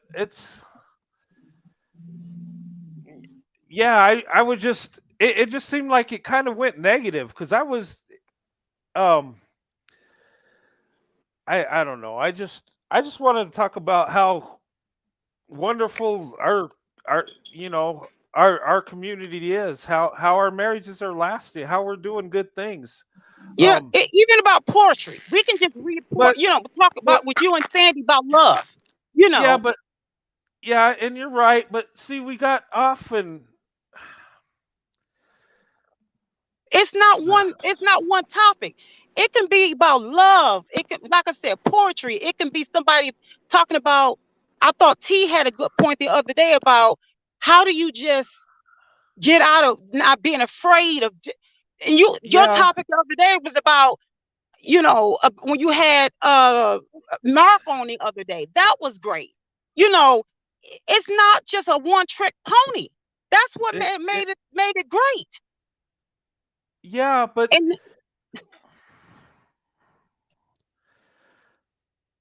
and then when you want to address the trolls, you address the trolls and you back off and move somewhere else. It's not just one thing. I don't even know where that's coming from. And then but Corey made it about earrings. He made it fun and made it cute about taking off a woman's earrings. It's not just one thing. It's not, but we're going into a negative space here. It's See you later. And it's not. They're trying to make it seem like it's going just into a negative space. Maybe because I'm making points. Yeah, but some kids, you seem like you're upset and something. I am upset because it seemed like know, but because I was making a point. And then all of a sudden it's like, well, see you later. It was like, she came up and started saying, I'm like, what is she talking? What? Well, you don't need to make it like that, XYZ, because it's about black people trying to make it that space. Hello? I'm like, we're not doing that. ADT. Yeah, Can we all just calm down and just stay on topic? Yes, maybe we should do that because we were on topic. Okay. We're getting over emotional, and yeah, it's not all that serious. So it's not. It sure wasn't. Let's just get back on the topic and let's do what the host said and let's continue. How about that? Because that's what we were doing at first. That's exactly what we were doing. And you know what, Corey? You know what? I mean, you know what, Brent? This is why I sent you. If you could check your emails, this is why I sent you the email that I sent you. Please check your emails. This is why I don't do. This is why I don't do females. This is exactly why I don't. Because it was okay prior to this, and I checked it. When you get your emails, you're gonna say, okay, I get it. Okay. Read your emails, and you're gonna say, I get it. Okay. Because suddenly everybody want to get up and have something to say. Hello. No, I think we just kind of drifted. See, you know what? This is what I'm gonna do. I'm gonna check out. Because one thing I do is hold on, DP. I nurture my peace. And even if Hello. I have to check out, I nurture my peace. I nurture my peace. Because all I wanted to do, Brent, Uh-huh. was all I wanted to do is get up and say what I had to say. Now, all of a sudden, folks say they've been watching for however long, and they never said anything. You've been Well, you've been you've been you've been addressing trolls for as long as you've been addressing, and nobody had anything to say. Folks been addressing trolls with you, and nobody had anything to say. Now I get up and start saying something, and all of a sudden, folks got quiet a bit to say. That's been side chick quiet, and now all of a sudden, folks got stuff to say. So here's the thing. This is why I said what I said to you in your emails. And when you read them, and uh-huh. then when you watch the couple of clips that I sent you, it's all going to come around and it's going to hold hands. That's why I'm this passionate with you tonight. And that's why I'm saying what I'm saying. But what I won't do is let another woman disrespect me in a chat or on another live because I'm not one way. That I'm not. And when a lot of women, when I said to you the other day, a lot of women can be good at being a covert narcissist because women move differently, and women they're better thinkers than men. That's why I said what I said, and it's stemming from the other night. But what Okay. everybody better listen to what I'm saying. Without me having to say, they better fall back off me. Okay. Uh, Now, Hello. yeah, Can you hello. guys hear me? Yeah, I can. Okay, so we got our venting. All right. Because I don't disrespect nobody in your chat, Brent. I always be inviting and be welcoming. And I try to be nice and respect others. And that's all I Okay. ask back. Okay. It just seems like you're upset. I The am. way. Yeah, but we're carrying something that was positive into a negative light. Because I it and I started don't know off. what. Okay, I'm gonna go because we'll talk. I'll email you. I'll email you later. I'm gonna go, and reason why Okay. I'm upset because I'll explain it to you later. I'm gonna go. Uh, okay. All right. Okay. Where were we? Is there a certain order that people are talking in, or is I don't want to like cut nobody off? No, it's just kind of all over the place right now. Uh, I don't know. Okay. I'm sorry. Okay. I Because just I know she's hurting, and I don't want to. you don't want to make anybody feel offended. I've been listening to No, I the I chat, no no. the panel for a while, and I understand both sides. I understand both of the ladies. I truly do. I I understand both of their plights and where they're coming from. And I hate that she felt attacked because I don't feel like as though the other lady. I truly don't feel like she was trying to attack Sunkiss. I don't. But my opinion doesn't matter because she said that she was genuinely upset, and I'm sorry that yeah. she feels that way because it's really a shame that she feels that way because nobody's trying to discredit what she was saying, but just like the other lady was saying, that I've been seeing these too, where there are Black women coming into spaces where they're not healed, and that's the truth. She was spot Yeah. on with that, and it's a shame that it is getting to that. And I don't know every woman's story on here. I don't know every woman's, plight or whatever. But I do agree with Sunkiss. Like there is a problem. Like there's a general problem with certain Black men doing out here running amok. It is. And that's the truth. She's right on that Yeah. too. But Yeah. I also go ahead. I'm Yeah. sorry. Oh, sorry. I just want to interject. Yeah, and you're right, and that's the catch 22 because there's hurt and it's good to vent, but we got to let it go, or else we just Unless you become you start going into that territory where you fall into yeah, like the and then stereotype bitter type black the bitter black woman. Not saying that that's sun kissed or it's the other woman, not saying that either one of them are that. And I get where you're coming from. And me, I'm not as I'm old. I'm 27, so I don't have as nearly as much life experiences as some of the ladies that have come up on the panel. But for me, I've never dated out like ever. I've never dated out. And this is a new world to me because where I come from, I grew up in the South and yeah, I grew up in a predominantly white neighborhood and the suburbs, and there weren't a lot of black people necessarily around. So mhm, I get where Sunkist is saying that we kind of gravitated to our own kind of like subset because there wasn't really that many black people around. Even yeah, when I went to high school, I went to a predominantly white high school.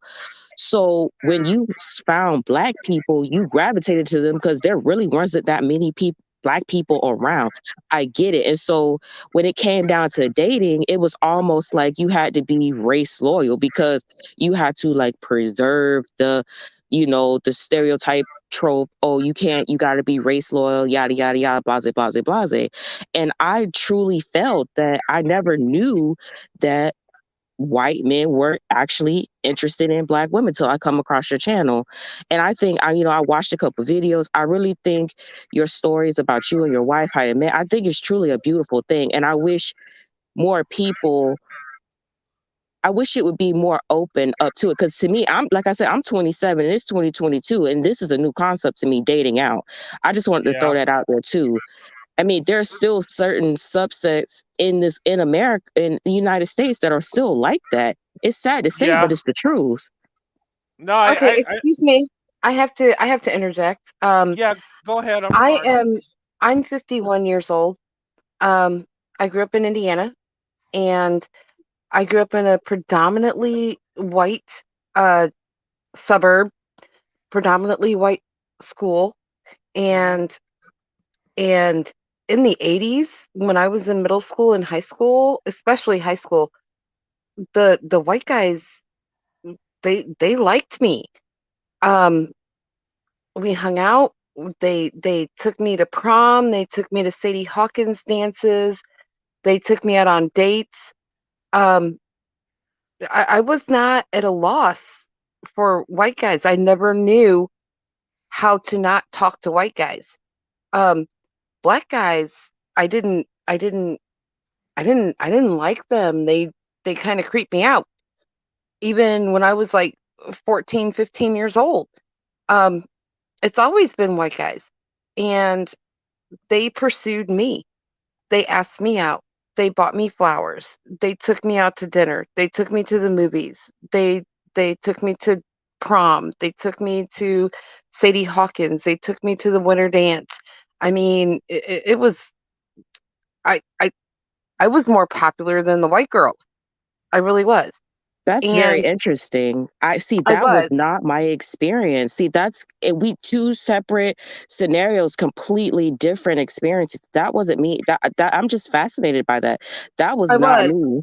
And, That was but it's really interesting. I grew up in a this was in Hispanic. the 80s. I grew This up was in in a the 80s. Hispanic community in the early 2000s, and I went to a predominantly Hispanic school, and where there was barely any black people there. And to tell you the honest truth, I wasn't even popular back then. I was well known, but I wasn't popular. Oh, I was really popular. I was everybody's friend. I was pursued by a lot of white guys. A lot.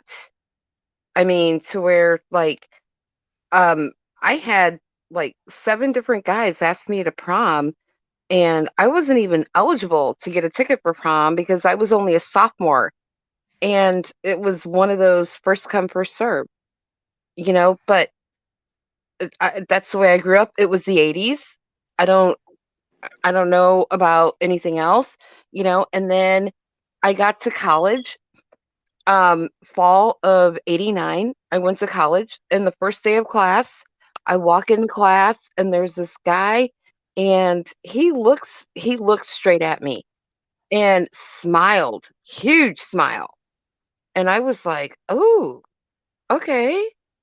It is white guy, blonde hair, blue eyes, and after he stood up, I realized he was like 6'5".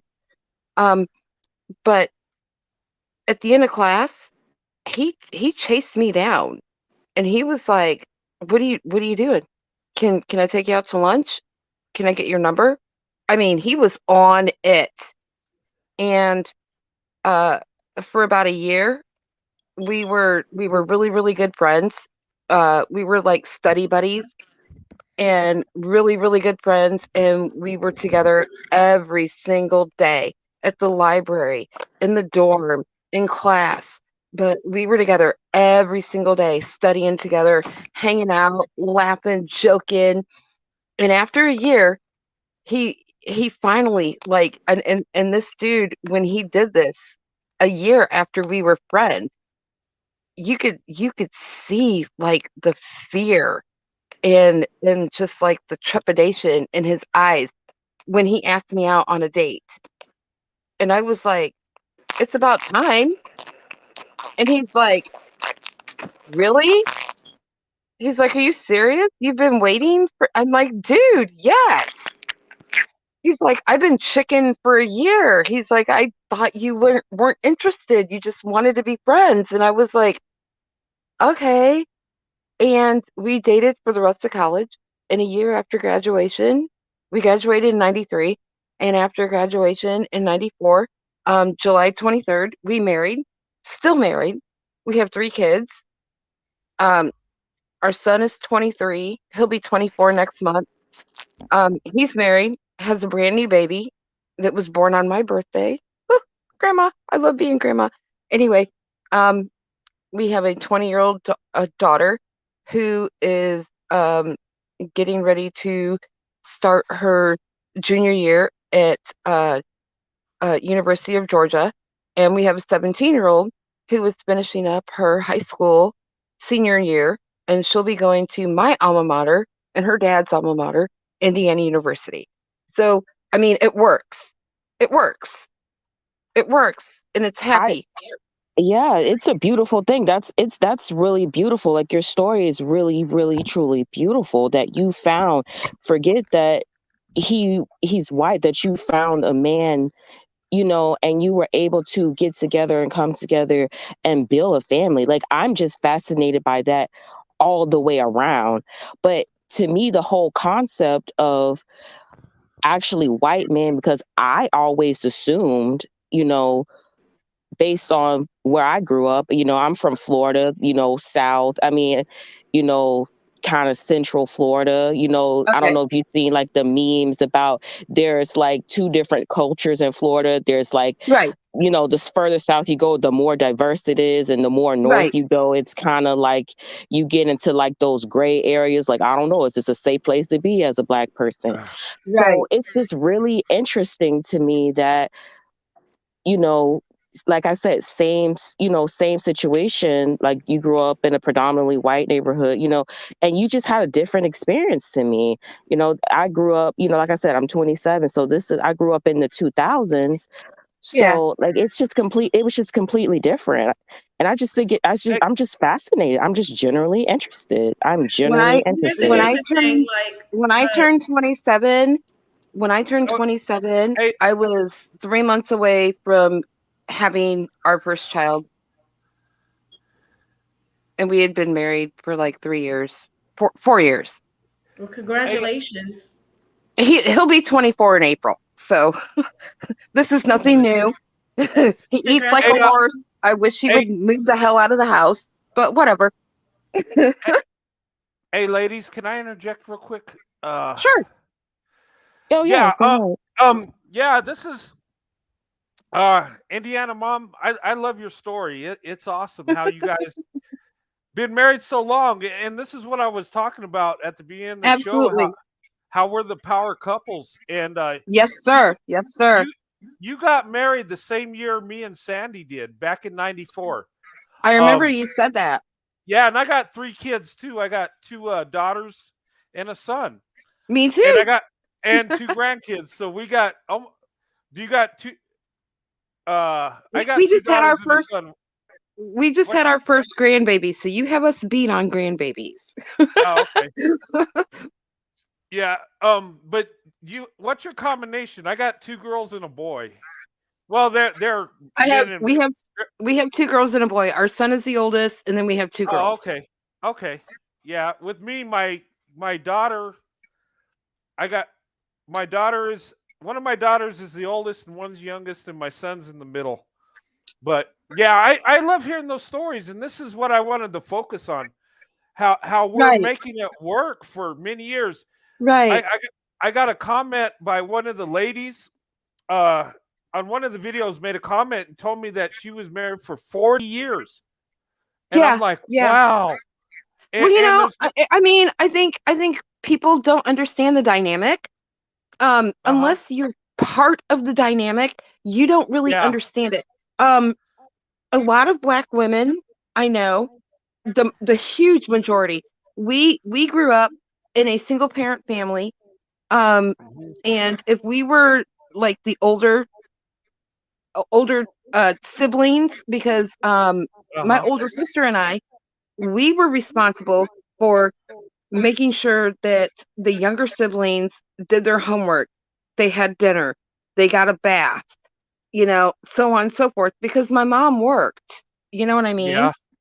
And we were kind of responsible for that. So we were responsible for keeping the family and the house going. Cooking, cleaning, laundry. I mean, me and my older sister, we were in charge of all that stuff. Plus, we also had responsibility for our own stuff.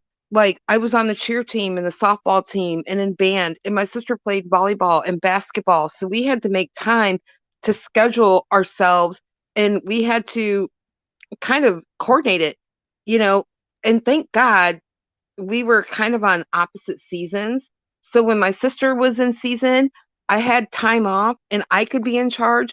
And when I was in season, like for my sports, my sister had time off and she could be in charge, but I mean, we had to work that stuff out for ourselves. We had to learn how to cook for ourselves.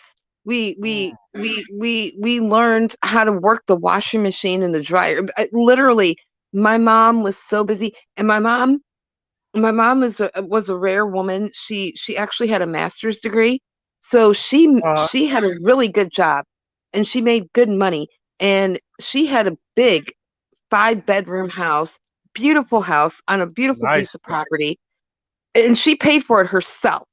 You know what I mean? Mhm. But that's rare. So we were kind of spoiled. We were the kids that we had a pool, we had we had cable, we had a bunch of cars, so we still had like responsibilities, but we still Yeah. had extra perks that the average Black kids didn't have, Yeah. because of my mom, you know, and it got to a point where we understood that we were kind of in charge of the family. Um, mom, my younger siblings really didn't listen to my mom. When my mom said, "Stop that," they would just be like, but if my sister or I said, "Hey, knock it off," they were like, "Oh, crap." Hey, you're in trouble now. Because because Yeah. we were more of a disciplinary um kind of position than my mom was, because my mom really wasn't around because she was always at work. Mm. And a lot of people don't understand that about Black women. So when Black women get into a dynamic with Black men, we're used to being in charge. We're used to taking over. We're used to making all the decisions. We're used to doing everything. And we don't really need them. In fact, they are just an extra mouth to feed, just Mm. an extra body taking up room, because they don't do anything to contribute to the family. And Yeah. Black women that are not used to being around white guys, once they get together with a white man who is like, okay, I work, I'm going to pay these bills, and all I expect you to do is take care of the house, take care of the kids, If they're sick, give them medicine, take them to the doctor, um, do the laundry, household chores, whatever, whatever, and to an outsider, that could almost seem like, oh, well, he wants her to be his slave. No, no, because once you have that position, it becomes so natural to just, oh, okay, here's my list of chores to do. I don't even have to leave the house. I can order everything I need for the household, groceries, everything online and have it delivered. Okay, the kids are on the bus. They're off to Yeah. school. Hey, Laundry's done. Dishes are done. I'm making my dinner plan for the night. Okay, all the groceries are ordered. Laundry's folded. Cats are taken care of. The dogs are let outside. And the only thing I have to worry about is dinner plans. This is way less than my mom ever had to worry about. Why? Because I have a husband, a white man, that is at work making money and paying the bills so that I don't have to worry about that. I haven't paid a bill in 30 years. nice. I Okay? wish. That fifty And fifty you are a crap, blessed woman to find that that. You 50 really are. You that really are. 50-50, but that 50-50 crap, if I told my husband that I would pay 50-50 with him on one of our bills, he would be insulted. Yes. Yes. You know what? You, That you are so true, because I've always paid the bills. I was taught to do that. I was taught to take care of stuff. When I was dating my wife, if I didn't have money, we didn't go out. Exactly. here's the It thing just with guys nowadays that uh and I really don't understand, why men think this way when they say they don't want a successful woman. And it to me is not. It doesn't make sense because what man don't want a successful woman? He wants a Okay, success. because the only ones that say they don't want a successful woman are black men. Hmm. But it's The other also guys don't mind. The other but you guys are also actually have proud of having a successful woman. but here's the thing, you also have non-black men saying the same thing too, and I'm not saying it's the majority, but you also have non-black men saying it too. I've So never heard that. yeah, I heard it before. So you know, but you have to understand there's degenerates around every community yeah, that there is. There's corruption everywhere you go. yeah. Well, So Yep. I mean, but success is defined differently for different people. And like my husband says that he's like, if you ever want to go back to school and get your master's, he's like, I would support that. We can finance that. We could support that, no problem. And you have your space, you have your little office in the house that you could, do your homework and have your quiet space, and I'm like, I'm not about that. But he defines my success as being a good wife, Hmm. and he's like, you are the best mom ever. He's like, our kids are happy, our kids are well rounded, they're all athletic, they all play musical instruments, they're all smart, they all graduated from high school, they're all college bound.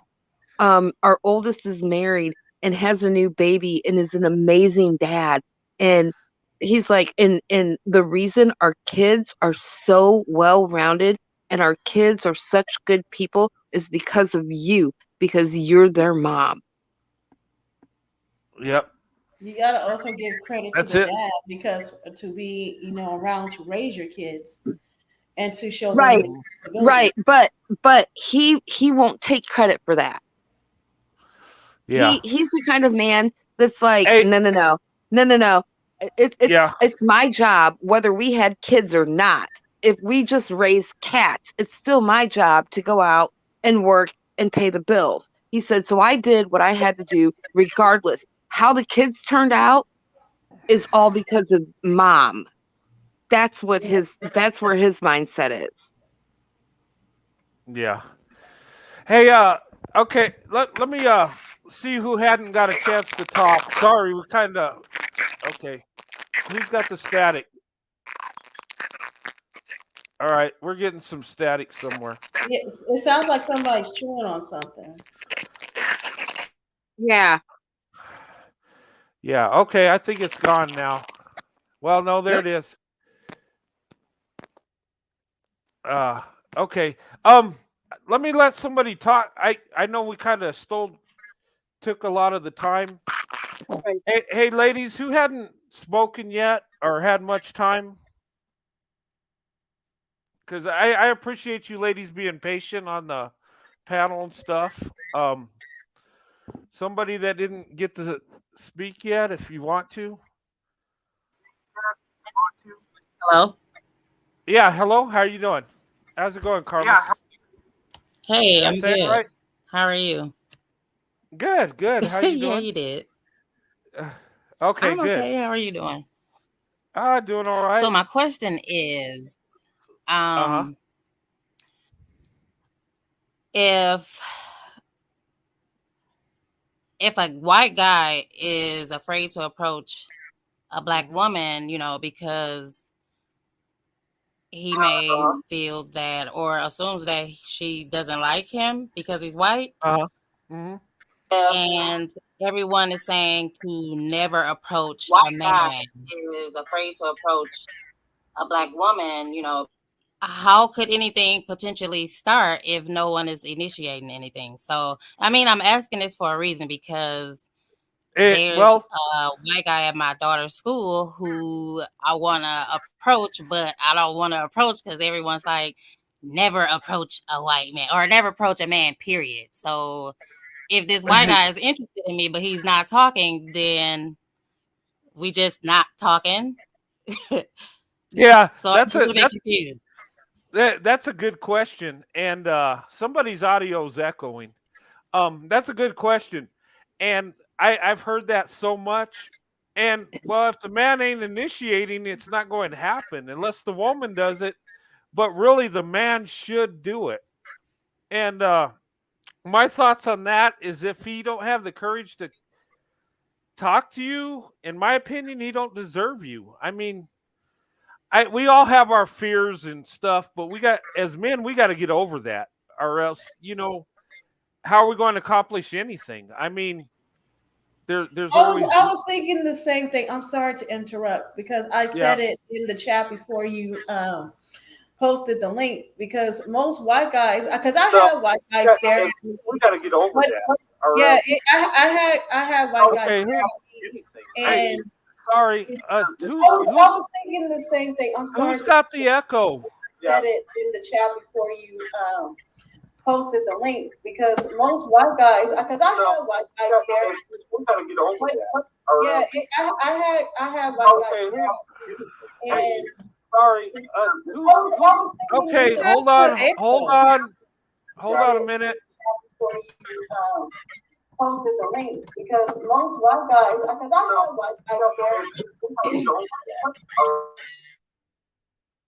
there. Okay. Okay, that was weird. Okay, hey, Cerebral, we got an echo on your side here. I don't know if you get. Yeah. Hey, Cerebral, welcome to the panel. Sorry, we got a echo from your the device. Oh, is it gone? Okay. Okay, I'm going to leave and come back because I hear. Welcome to the panel. Hello. Sorry, we got a echo from your. Okay, I'm going to leave and come back because I keep hearing several voices at once and echoes and all types of stuff. So I'm going to leave and come back. Okay, I'll pull you back up. Okay, yeah, we got some audio issues. There's a lot of audio issues going on. Yeah, but she'll come back on. Just, I don't know what's going on. I just want to finish saying this, because I said the same thing in the chat before you posted the link down for StreamYard, and I had white guys stare at me. But okay, wait. I'm sorry. I'm sorry to interrupt real quick. I saw a question.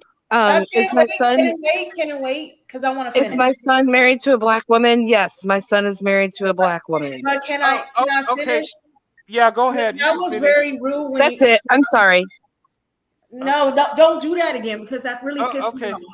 Okay. Let's not fight, ladies. Okay. Go Okay, ahead. You can finish. Go ahead. so I have white guys Uh-huh. stare at me before and they don't say anything, and that really makes me bad when people just stare at you and don't say anything. It's because for one, it's annoying, and it's like, why are you staring and not saying anything? You guys are not approaching, and Yeah. this is why guys lose out on a good thing because Mm-hmm. they're too afraid to approach a woman. And I and Yep. me living on this earth for like 34 years of my life, black guys are not afraid to approach women because they have that, well, they have some kind of false confidence going on, but Mm-hmm. they're not afraid to approach women, but non-black men are. And I Yeah. say that non-black men have to get the courage to uh, approach women and don't be afraid because that's what men do. They approach the woman. Don't worry about what Yes. the woman is going to say or think about you. The worst she can say is no. Just Yeah. don't be afraid because you might be surprised at what she's going to say. Yeah, you're right. And I've said it too, and I agree with you. And you said they got false confidence. Well, it's better to have false confidence than no confidence at all. And I've said this. White men, they need to approach. You got to get. I I think a lot of times what's going on is they're afraid that they're going to offend the lady, or they're afraid of the fantasizing, the racist stereotypes. Just go for it. People are going to think about you what they're going to think. Um, I I got out of that when I was a teenager, and my thing is I was attracted to black women so much that I was like, you know what? I'm just going to keep getting rejected till I find that one. And that just you got to get that attitude, like, you know what? Heck with it, and go for it. You got to risk rejection, and and like I said, if they don't have the courage to approach you, they don't deserve you, and I mean that. You But know, then at I the same time, then that could be like him missing out, like she said, it could be him yes, missing out on a good woman. And then if I feel like if neither one of us is saying anything, like I see this guy every single day, and I I know that he wants to say something, but he won't say anything. And then in my mind, I'm like, but then other people are saying, don't approach a man, don't approach a man. So then it's like we never say nothing. So we could be missing out on a potential relationship. And now like days and months is just going by. So it's Yeah. kind of yeah, like, to me, it's kind of confusing. But here's the yeah. thing: you don't want to, And I make am that. like, I've approached men Okay, hold in the on. past. Like I've approached men in the past, and that's not, I'm not afraid to approach a guy, But but you shouldn't at the have to. same time, like I do feel like a man should approach me. But then it's like, well, if he don't approach me and I don't approach him, then we just missing It out. don't happen. Yeah. But Can, here's can the I thing: say you do not something? Hey, want. yeah. Go ahead, Cerebral. Oh, go ahead, Cerebral. Go ahead. I Hey, don't want to slow keep you down, waiting. princess. I know your voice. I knew it was you. Um, Oh, um, I don't like to approach men. I've done it before.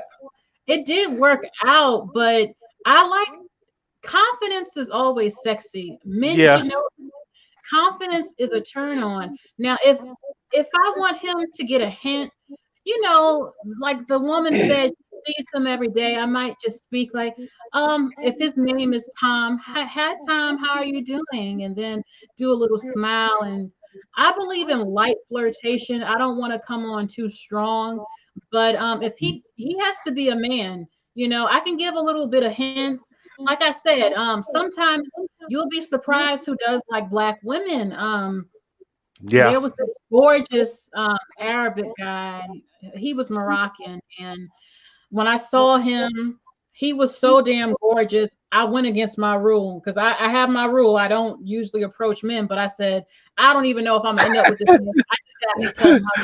I said, I can't. I went up to him. I said, look, you are gorgeous. And then I walked away, and he gave me the look, and he said, hold on. Like in my mind, I said, oh my God, oh my God. Like he looked like an Egyptian statue. And we went on a few dates, and he was very nice, but we ended up not being compatible. But we went on a few dates, but you never know what can happen. I do remember I was at a store, and there was this white guy. He kept looking at me, and I was looking at him, but I didn't stare at him. And then I heard him say to someone, "Oh, but I heard they're like this." And I'm thinking, Oh. okay, you Oh. heard probably black women are. I'm like, you are an Oh idiot. man. You're an idiot because I'm not a stereotype, and it's your Wow. loss.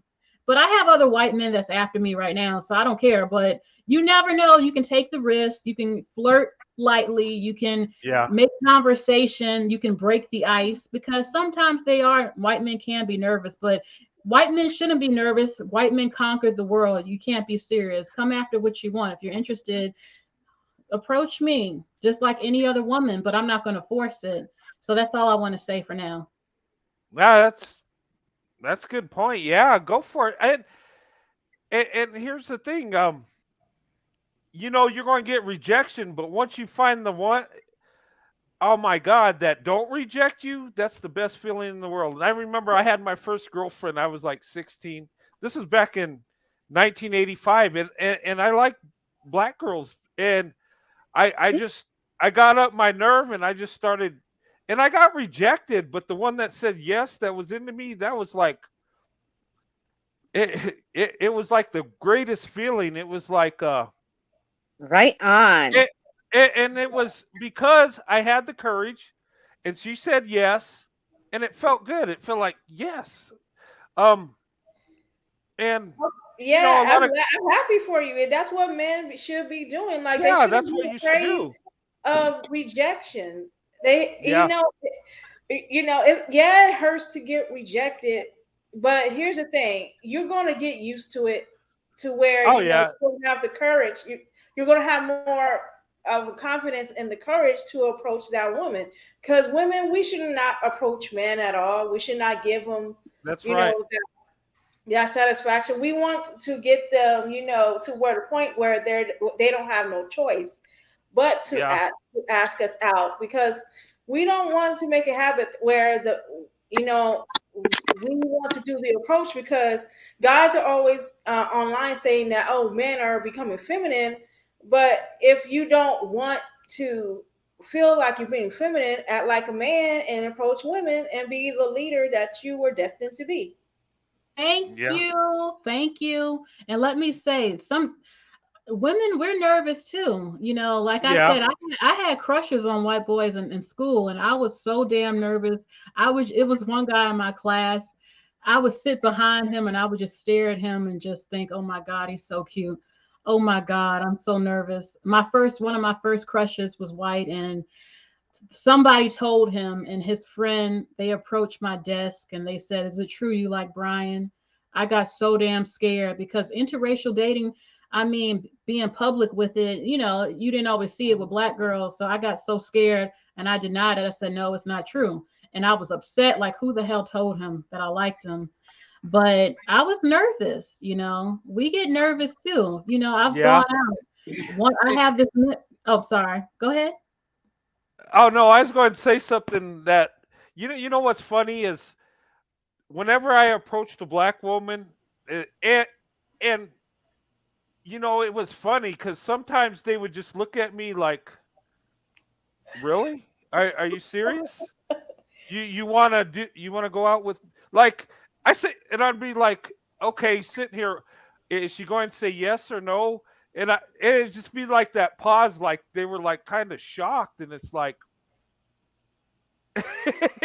no, I just thought that was funny, but I think that still goes on today Yeah, because a because lot of black people are women, told stuff. Yeah, but black women were always taught that you should date your own man. Because I was told to do the same thing too. Because to Yeah. be honest with you, I never told nobody about this, but I do like I did like boys that are from other races, but I Mhm. was always taught to stick with your own kind.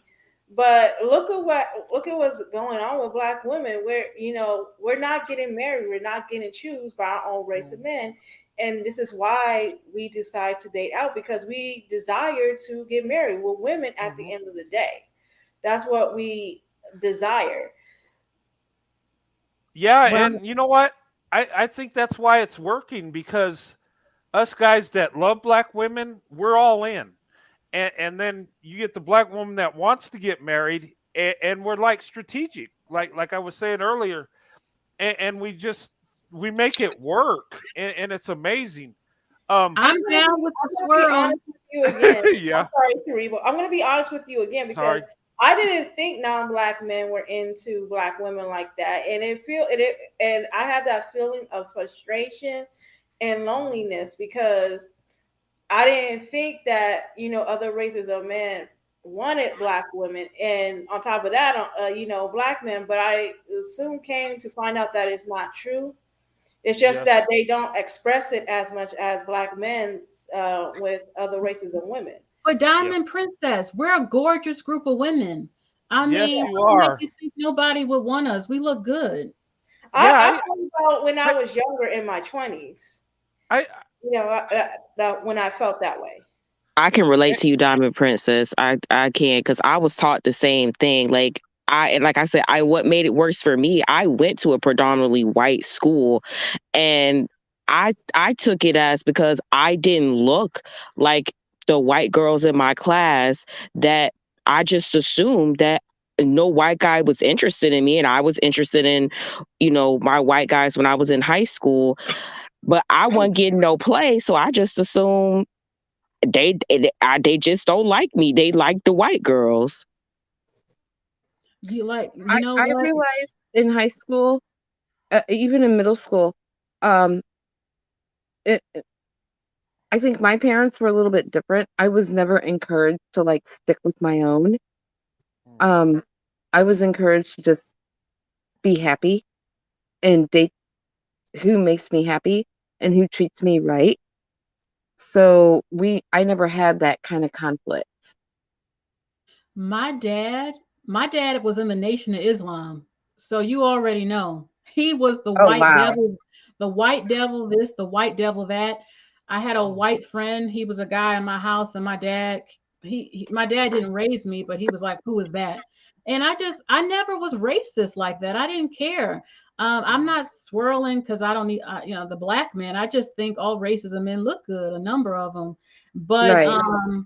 I can say um, my dad, I never cared if he would be upset if I got with a white man because I don't believe in being racist and I think it's ridiculous. And when I was in school, I mean, I went to a diverse school. There was a little bit of interracial dating, but I do remember this white boy used to pick on me in art class, and he was at my table. And before the school year ended, I said, "Why are you so mean to me?"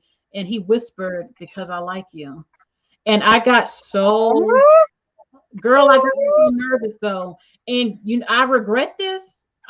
Girl, years Oh went my by. gosh. I moved and then I moved back to that side of town. I saw him in high school. He was over 6 feet tall. He was gorgeous. He was walking down the hallway, and I started freezing up because I thought, oh my God, does he even remember who the hell I am? And that he told me this. I didn't know He what remembered, I didn't didn't know he? what to say or do. We just walked by each other. And in my mind, I'm thinking, oh my God, this him.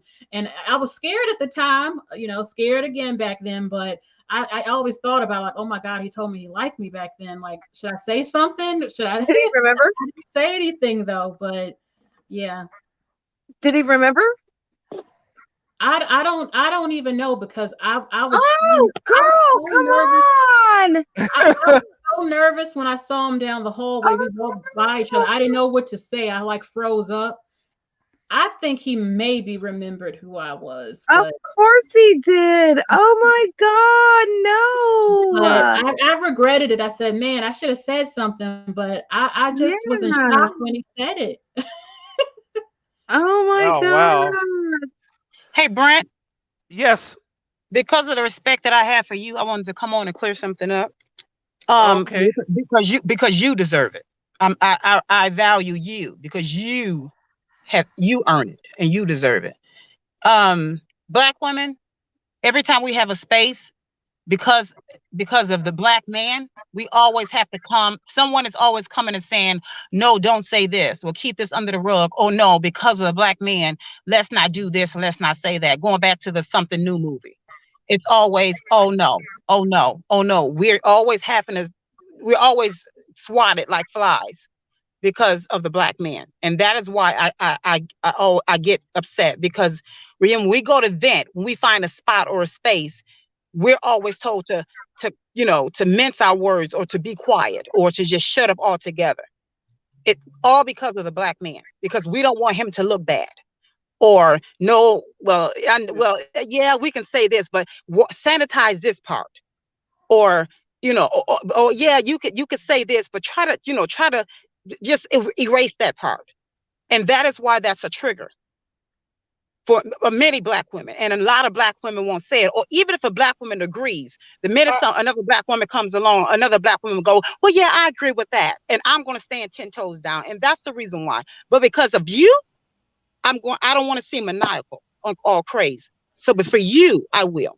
I will come. I will say this. So I had to collect myself and say, okay, let's so because I wanted to make sense. However, I have dated black men, and because when you don't erase something out, when you've never tasted certain food, you can't say that you don't like it. I've tasted plenty of that food. That's why I poured away from the table. So that is I wanted to clear that up. And I wanted to always, and as for Sunday, I didn't see your email. As for Sunday, oh no, yeah, this melanin don't run. See, because I can't be bullied. So yes, I would definitely do that for that show for you. And the title of that show is going to be A Black Woman's Worth. It's not to bash a black man. It's going to be about a black woman. That's why I asked if I could do that. I asked if I could do that. Yeah, Sunkissed. We could do that. Hey, Sunkissed, I love you. I understand your venting. I just I just wanted to keep it positive, and I know there's some pain, but send me an email. We could live chat and talk about it. And but we could do that. I would love to do a show with you. Yes. We can definitely do it, because I wanted that show to be positive, but I wanted to be just strictly about black women, nothing about bashing a black man. Because black men are not worth it anyways. But I wanted it to be on black women finding their worth. Yeah, and we'll do a show on that. That will be a good. We'll talk about black women, their worth, and and me, I'll say how wonderful and beautiful they are all day. I love doing it. So yeah, I'm all in for that. Yeah, we could do that. Can I say something? Yeah, go ahead. Sunkiss, I'm not going to disagree with what you're saying, because I feel your hurt, and you always talk about what you go through, which is understandable because we all went through that pain when we deal with black men. However, when we interracial date, we should not bring black men into that proximity. We should be able to. Off of Brent. I piggyback off of what he said, what was brought to him. So I piggybacked off of that. I didn't get up and create the subject. He was saying what was said to him. So I came up to piggyback off of what he said was being said to him. About why do you keep saying XYZ? Well, why do black men keep saying XYZ to him? They keep saying stuff to him about his wife and his family, and why do he keep repeating certain things? Well, why do black men keep repeating their money and their white women? That's what I was trying to say before I wasn't able to finish. And I'm not the only one that's been bringing these things up in the chat. Yeah, but here's the thing. He handled it the way he should have, and and sticking up for his wife. But as black women, we should be able to leave black men behind and not bring this whole black man drama into other races of men. We should be able to actually get rid of that and heal ourselves as women and get rid of that trauma so we can be able to date other races of men without bringing all that upon I them, totally because that's agree. not fair. I You know, totally agree. yeah. I agree with you 9,000%. I really do. However, I piggybacked off of him. I just finished the conversation with him. I totally agree with you. hmm So again, I just listen, I didn't start the subject. I piggybacked off of him is what I'm saying. I totally agree with you. Yeah. Um. Yeah, and I'm over it. I mean, I was just there, being a little sister. I was taking up for my big brother is what I'm trying to say. yeah, and I Okay. appreciate that. Yeah. Let me say so. I'm a little lost, but what I will say, just to say it, when I get with men not black, I don't talk about black men. I mean, I talk about it on my channel because it's a space for a lot of black women. But when I date men not black, I focus on the man. I don't even bring up black men unless we're talking about social issues or something. If they ask me about black men, my opinion, then I'll share it. But yeah, I don't talk about them when I'm dating the men not black because they might think I'm still stuck on the black man or I still want the black man. But I don't think there's anything wrong with us talking about the issues we face sometimes, the In real the life stuff. community, yeah, Yeah. that's not a problem. We're just talking about dating. You know. Yeah. As I said, Brent, I came back to clear that up out of my respect for you. You're the only one I owe an explanation to. And Okay. you do I understand appreciate what I it. was saying, right? And so again, when I date white men, I don't discuss black men because it shows insecurity and it shows that you still have a desire for that. And the thing is, I don't have a problem with black men if I choose to date one, then that's who I date. Hmm. Because it shows if you have a disdain for what looks like you, then that's a problem. However, at this particular point in my life, I don't want one. So therefore, I don't discuss a black man when I'm with a white man because he's a non-factor. I don't That's how understand I feel. Okay. I don't understand the concept of that because I've never discussed a black man with a white man in my whole life. Yeah, why would that don't even make that? It's like why would you that's why would you bring that? Why would that be a top of a conversation? That don't even make sense. It's like really who does that? And you know I've what? never done This that. is the way I look at it. You know how you on a date, and I have even checked some guys when I used to date black guys. I have it. You know how you get with the guy and he's on you like I have just stopped the guy before and I say, oh, how you had whatever the case is, and he's like, yeah, he may bring up his ex girlfriend, be like, man, she was tripping and and I said, you know what? Don't even go there. Because you know what? If I get with you and I'm ever an ex, I already know I'm going to be that next woman that you dog. So don't even bring Okay, her but up. That's a I bad don't look. I would I have don't Okay. ran out I of don't there. discuss exes with men Right. either. So That's this No, is stupid. weird. bring it up. That's so immature and stupid. Because I'm like, and the women that be saying, yeah, he told that's so when they get on social Okay. media, they dog the next woman. And it's like, why would you do that? So it's like, don't dog the next race. Just stick with whoever you with. There That's you not go. Yep. I agree, but if we get into Yeah. topics about like if they bring up police brutality, I'm gonna say that shit is overhyped. The average black man is killing the black man, not the police. I'm not gonna hold back my opinions, but I get exactly what y'all saying. that conversation should be on nothing about you and him on where you and him are going to go. It should be on, are you the one for me and if I'm the one for you? It shouldn't be on skin tone, the last person and all that. That if it's on that, then that person is not for you or you're not for him. Period. The end. That's it. As Yeah. far as I'm concerned. Oh, May I say okay. something? Yeah, okay. I've Yeah, never go had ahead. that experience, but all I've ever dated were white guys, and they've never talked about skin tone or anything like that. So that's just weird. No, I'm Yeah, talking about race. I'm talking about the Oh race. yeah. That's when I say skin tone. yeah. Oh, I okay. I don't Yeah, Yeah, like. but I white men don't care about that. we Here's the don't. thing. I lived in a Hispanic neighborhood for most of my life, and I never faced colorism. Even if when I lived in the black community, I never faced colorism.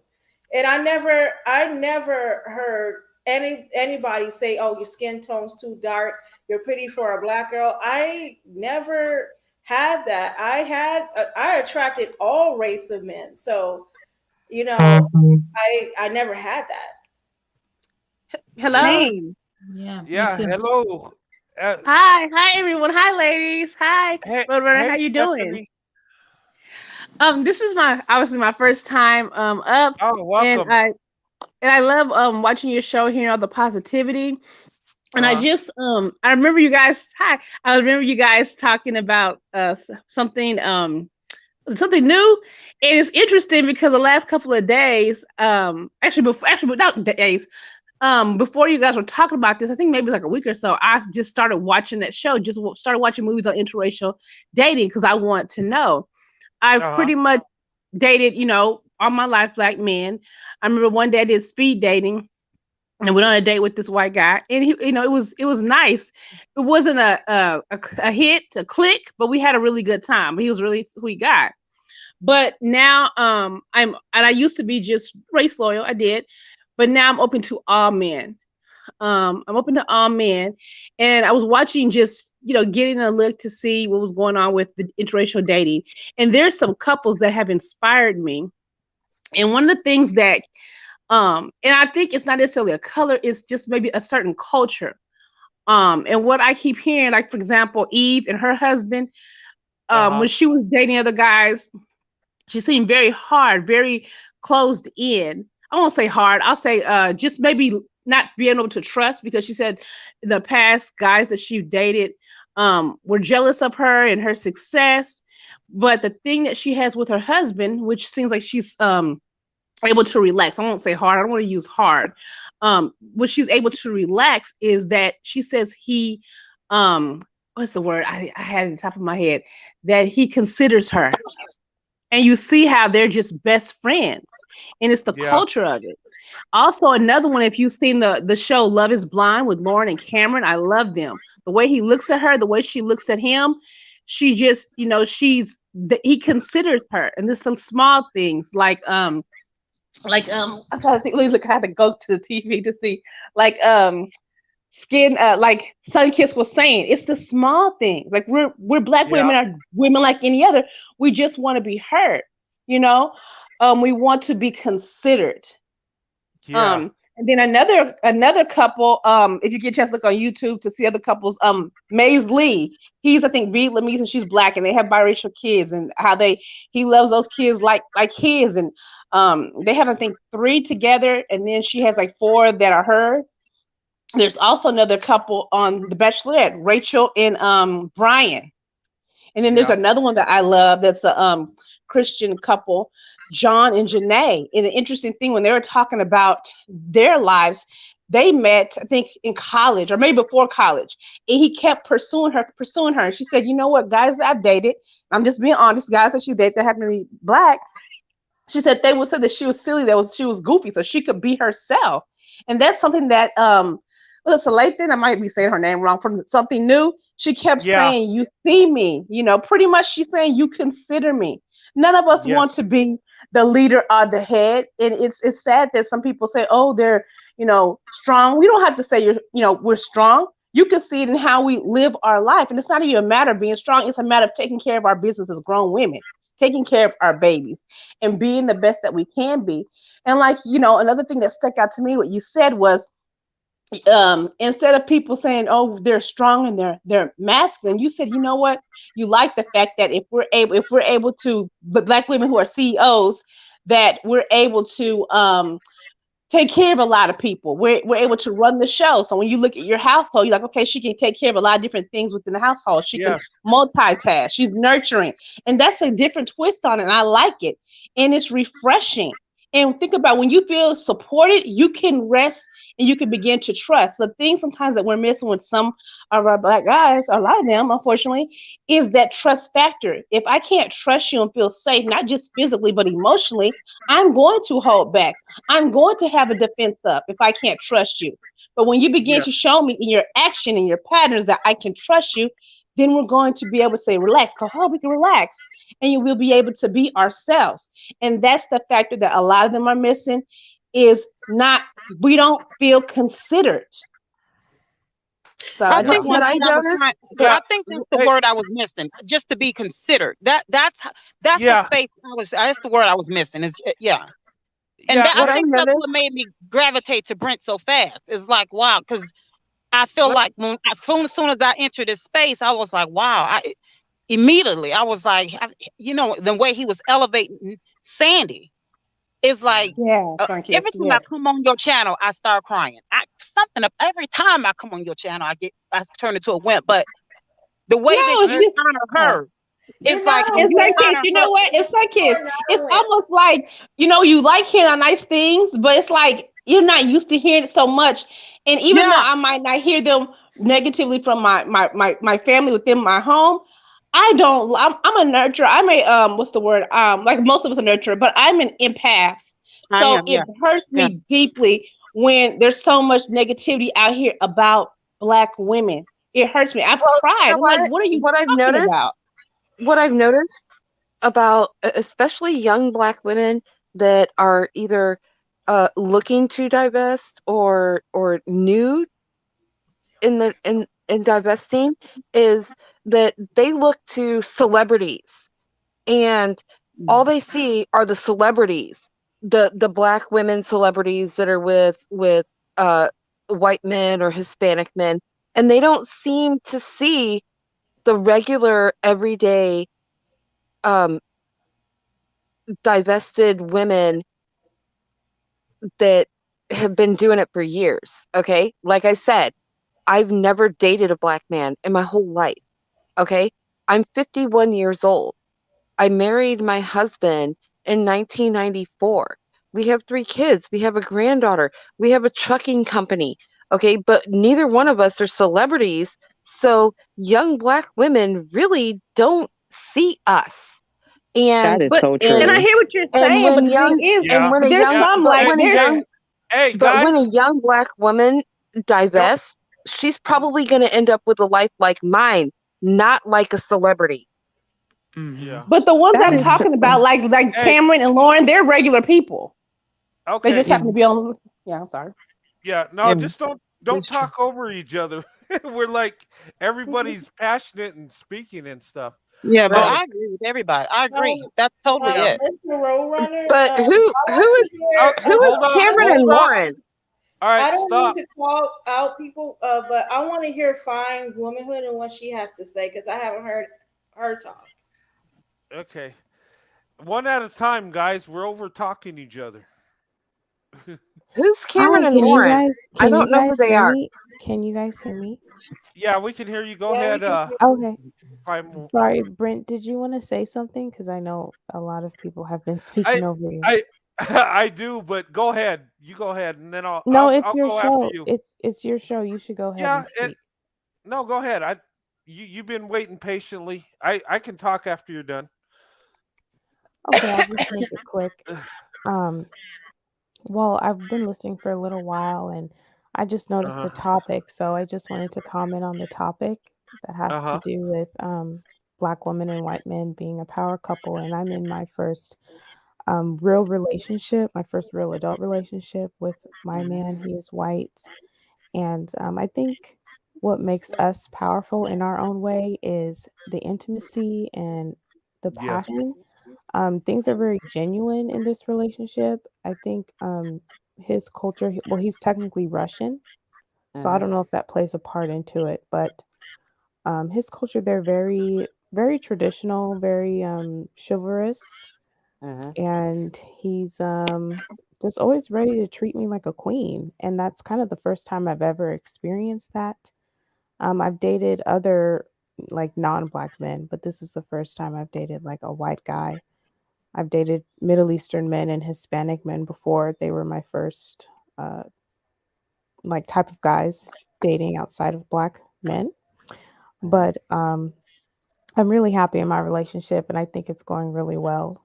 So Nice. I just wanted to contribute that. But go ahead, Brent, and what were we gonna say? Yeah. Yeah, Oh, go ahead, Cerebral. let me say one. Oh, sorry. Go ahead. I had a flashback because I am not new to the swirl, but I noticed some things early, like the differences between some of these guys and black men, like just being considerate, being romantic, intimacy, um, chivalry, um, paying the bills, buying the groceries, and I say thank you, baby, and he says, "Well, that's my job, right?" I never heard that shit from no black man. A Yes, lot of ma'am.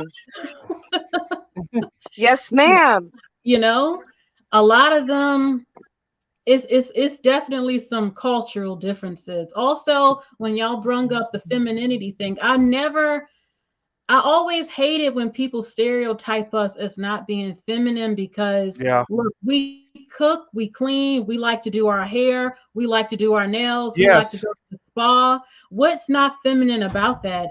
The only part that's masculine is we keep dealing with men that some black women are paying the bills. Hell no, get rest in your femininity. And that's changing. We're speaking up about that more. We don't want to be the head and the man of the relationship. We want to Yeah. rest like other women, but we're very Right feminine. on.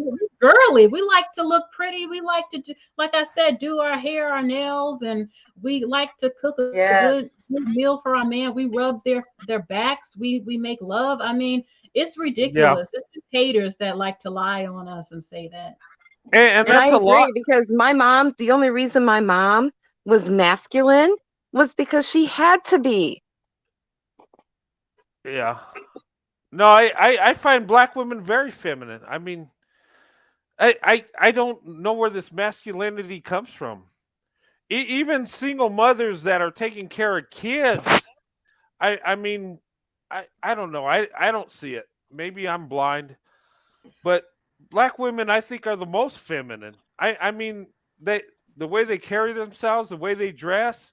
I mean, nobody can dress like a black woman. Seriously. I Um. think it all You stems take from it Uh, serious.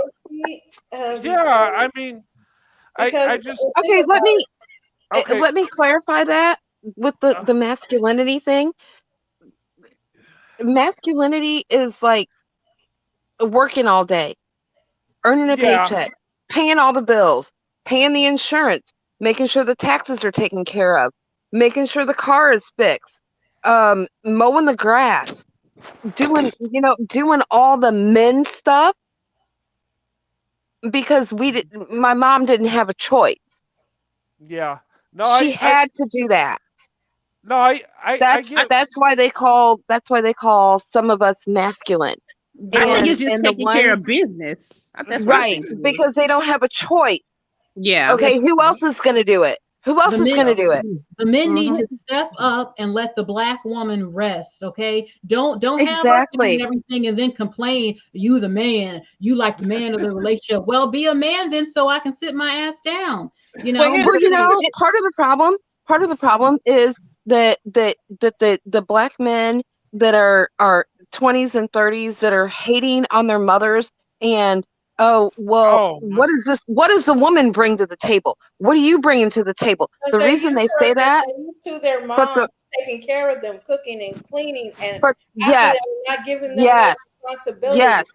The reason they say that is because their whole life, their mom has done everything for them. She's paid the bills. She's done the laundry. She's done the cooking, the cleaning. She's fed them. She has sheltered him, and he hasn't had to do anything. So now he We expects don't, the next black woman to do the well, same thing for him. to keep from black male bashing, right? Because we did say that. So just to keep it, just to keep it But balanced. he expects the same. He expects the same from women. and that's not his fault. That is the fault of his father. Well, Yeah. that's Hey, But hey, pretty. hey, he Indiana. blames his all right. mother. Hey. Okay. Okay. Well, the Hey, thing is, guys. And I it's think a what I, shame. Okay. Guys. I okay, think Brent wanted Okay. to speak. Yeah. Yes. Just real quick. Hey, guys. I'm gonna have to wrap this up. I I had an episode last show, and Yeah. I don't want to go there again. I but the, zoned out so bad. Um. Hey, Okay, hey, well, ladies. I have something to end it with that's Okay. really, really funny. Really hilarious. All right. Go ahead. Hilarious. Okay. Um my son, he he has an astigmatism, so he wears glasses. And this is before he had his glasses. Um he was he and his cousin, my nephew, were hanging out in the yard, and my son is like laying on the ground with his like hands folded behind his head. He's chilling, and my nephew is sitting next to him, and I'm nearby. I don't know what I was doing, but it's summertime, and my son, with his horrible eyesight, was like, "Hey, look at all the pretty birds in the sky." And my nephew said, "Those are bugs, and they're right here." Get it? Okay. I'm back. I was kicked off somehow. Oh, Brent, can I say something real quick? Okay. Yeah. Go ahead. Okay, because India, I think, was asking me who was Lauren and Cameron. It's a Yeah. show called, yeah, it was a show called Love is Blind. There are people actually that came together behind a wall and they fell in love without seeing each other. Okay, I've heard of the show. I've Yeah. seen a couple of episodes from like the first season, not a whole lot. I've seen like If you maybe 3 episodes. if you get a Yeah. chance to watch it, and they're just a great couple. And then Okay. let's see. And then the people that are talking about, they're on YouTube, so they're not necessarily celebrities. I guess they might be now, but they come from, like, it's just like us. If we had a YouTube show, like Roadrunner, he has a YouTube show and he becomes famous. He came pretty much from the, started from the ground up, kind of. That's what it Yeah. is. Yeah. Okay, someone said they didn't get my joke. Okay. You know how like the little gnats have like that swarm? My son was laying on his back and there was a swarm of gnats over his head, and he, with his bad eyesight, he thought they were birds way up in the sky. But my nephew sitting next to him saw, and he was like, "No, those are bugs and they're right here." And Okay. that's why Hey, it was guys. funny. Guys. Hey, listen. I'm gonna close this show. Okay. I've been trying to talk, and you guys keep cutting me off. Um. I was trying to say some stuff, and I know we're all passionate on what we want to say, but I'm trying to close this out. I got to go to work in the morning, and okay. we've been on 3 hours and 22 minutes, and I think we lost Cerebral. I don't know. She must have dropped off.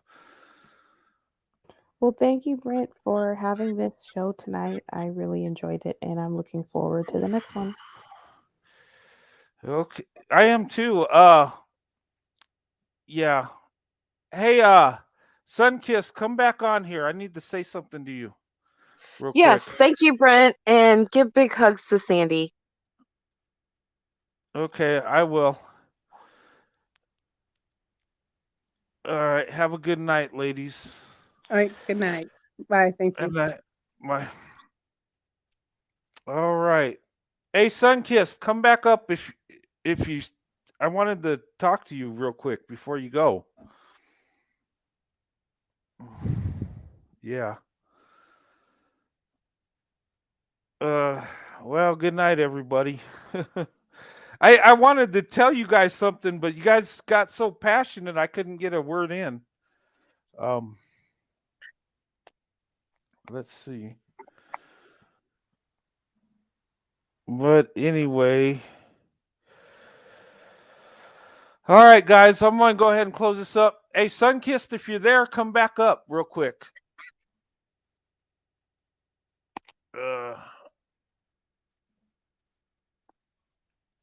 Yeah. But anyway, guys, I hope you enjoyed the show. This was another long one. Um, it it it took some turns and stuff, and I think what's going on tonight is a lot of us need to heal. I think you know, but a lot of good points were put out and everything. And anyway, yeah, I need to start using the mute button. Yeah, I do. But I'm not mad at the ladies. I mean, they're passionate. Everybody wants to talk. I get it. Um, I might have to start timing different people talking and kind of do it in that sort of way. Um, but I'm not mad at nobody. When we got something we want to say, we're passionate in it, and you know, um, but I did want to talk to Sunkissed. I wanted to say something to her before she left. It's going to be encouraging and nice, but I don't know. I guess she got tired. I don't know. Oh well. Um, I'll wait for a couple minutes and see if she comes back.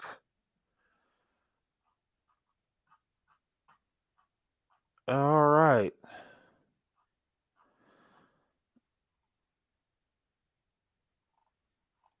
All right, guys. Well, anyway, guys, have a good night. I'll see you in the next live, and it'll be this weekend. I might do a video in between. Um, but anyway, guys, did I want to say something? Yeah, I had something I wanted to say, but it kind of everybody got involved, and I wanted to talk to Sunkissed and encourage her. I wanted to, I don't want to leave the show with bad feelings with nobody. Um, I know sometimes we go where we're not supposed to, but if Sunkissed, if you're out there, please come back. I want to talk to you real quick. Um, before I close out. Um, but anyway. But I think overall this was a good show. It was, it had its moments, and I think we can learn from it. Um, a lot of these ladies had good stuff to say, and I want to thank all the guests that came on. You know, um, I appreciate your ladies' input, and I just think we can learn from this, and I'm looking forward to the next show.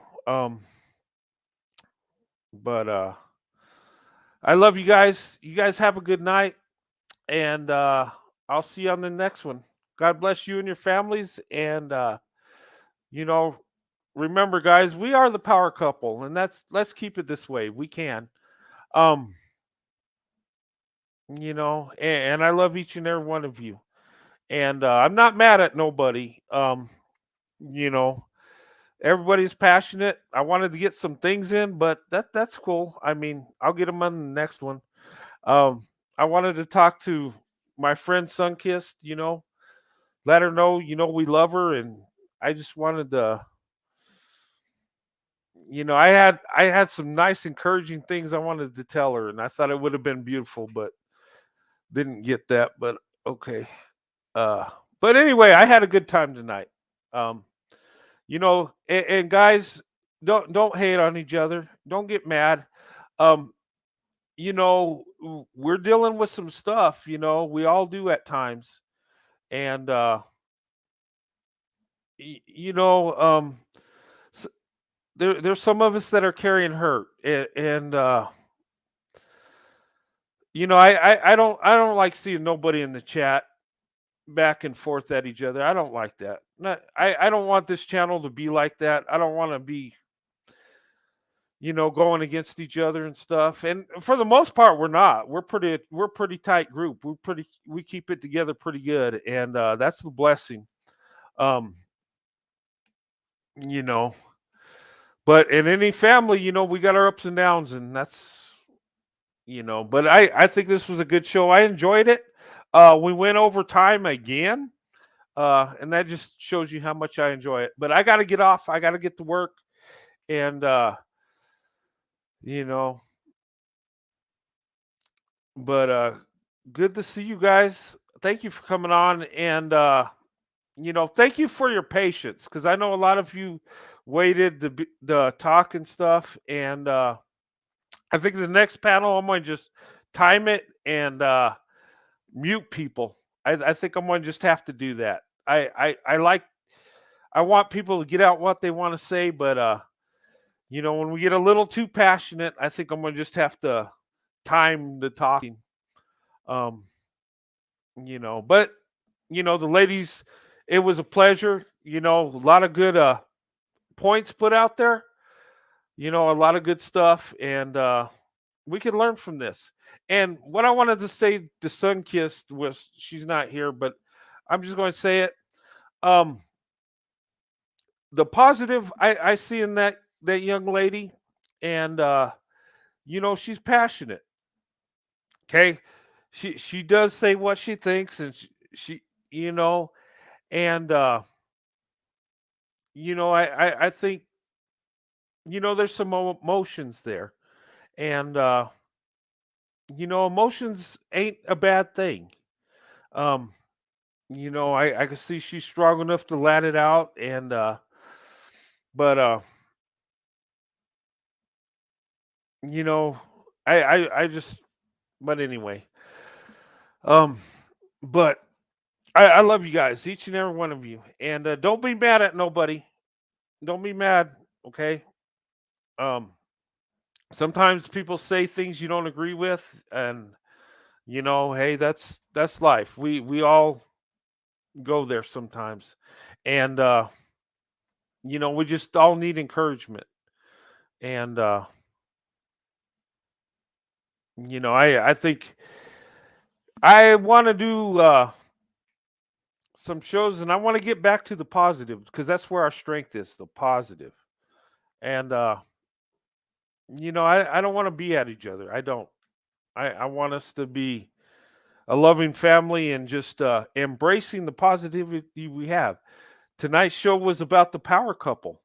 We need to embrace that because a lot of you guys I talk to, you got strong marriages. You've been married for years. You got good families, and we need to embrace that. That's what it's all about. It's about us, you know, and lifting up each other. And you know, but anyway, I could go on all day, but just positive thoughts, because there's enough negative, and we got to deal with the negative, you know. Um, but I don't like to see anybody hurting. I I I know there's hurt going on here. There's some trauma, and I don't like to see that. And I don't think, you know, but anyway, but overall it was a good show. I had a good time. Um it was good to have Woman's Fear on here. I mean, she had some awesome points. Um it was good to have Sunkissed. She's passionate and she's got her points too. Um Cerebral is good having her on. Um and all you ladies, I mean, you contributed um very well, and I enjoyed this night. There was some stuff I wanted to say and kind of got drowned out a little bit, but I allowed it to happen, so it's all good. But I enjoyed the panel. I enjoyed the topic. I enjoyed um but stuff we got to learn from this, and there's a time and place for everything. There's a time and place to vent. There's a time and place for the positives. There's a time and place for and I think we need to just I think I'm going to just have to box it in that way to where we're on the same page when it comes to that stuff. Um, but yeah, I'll give Sandy hugs. Um, I she thinks I'm crazy, but she knows this is my passion and she supports me. And I'm going to try to do a panel with my wife Sandy, and I'm gonna try to get. I'm gonna have to create her like a channel. Um, she ain't gonna be doing videos, but just to where she can be on on the panel, separate from just us, right next to each other. I do want to have a panel with my wife, and I've talked to her about it, and I'd like you guys to come on and have a nice panel where we talk about some awesome stuff, and you know, but anyway, guys, I love you guys, and thanks for taking the time to watch tonight. Thank you for your comments, and panel, everybody on the panel, thank you. God bless you. Um,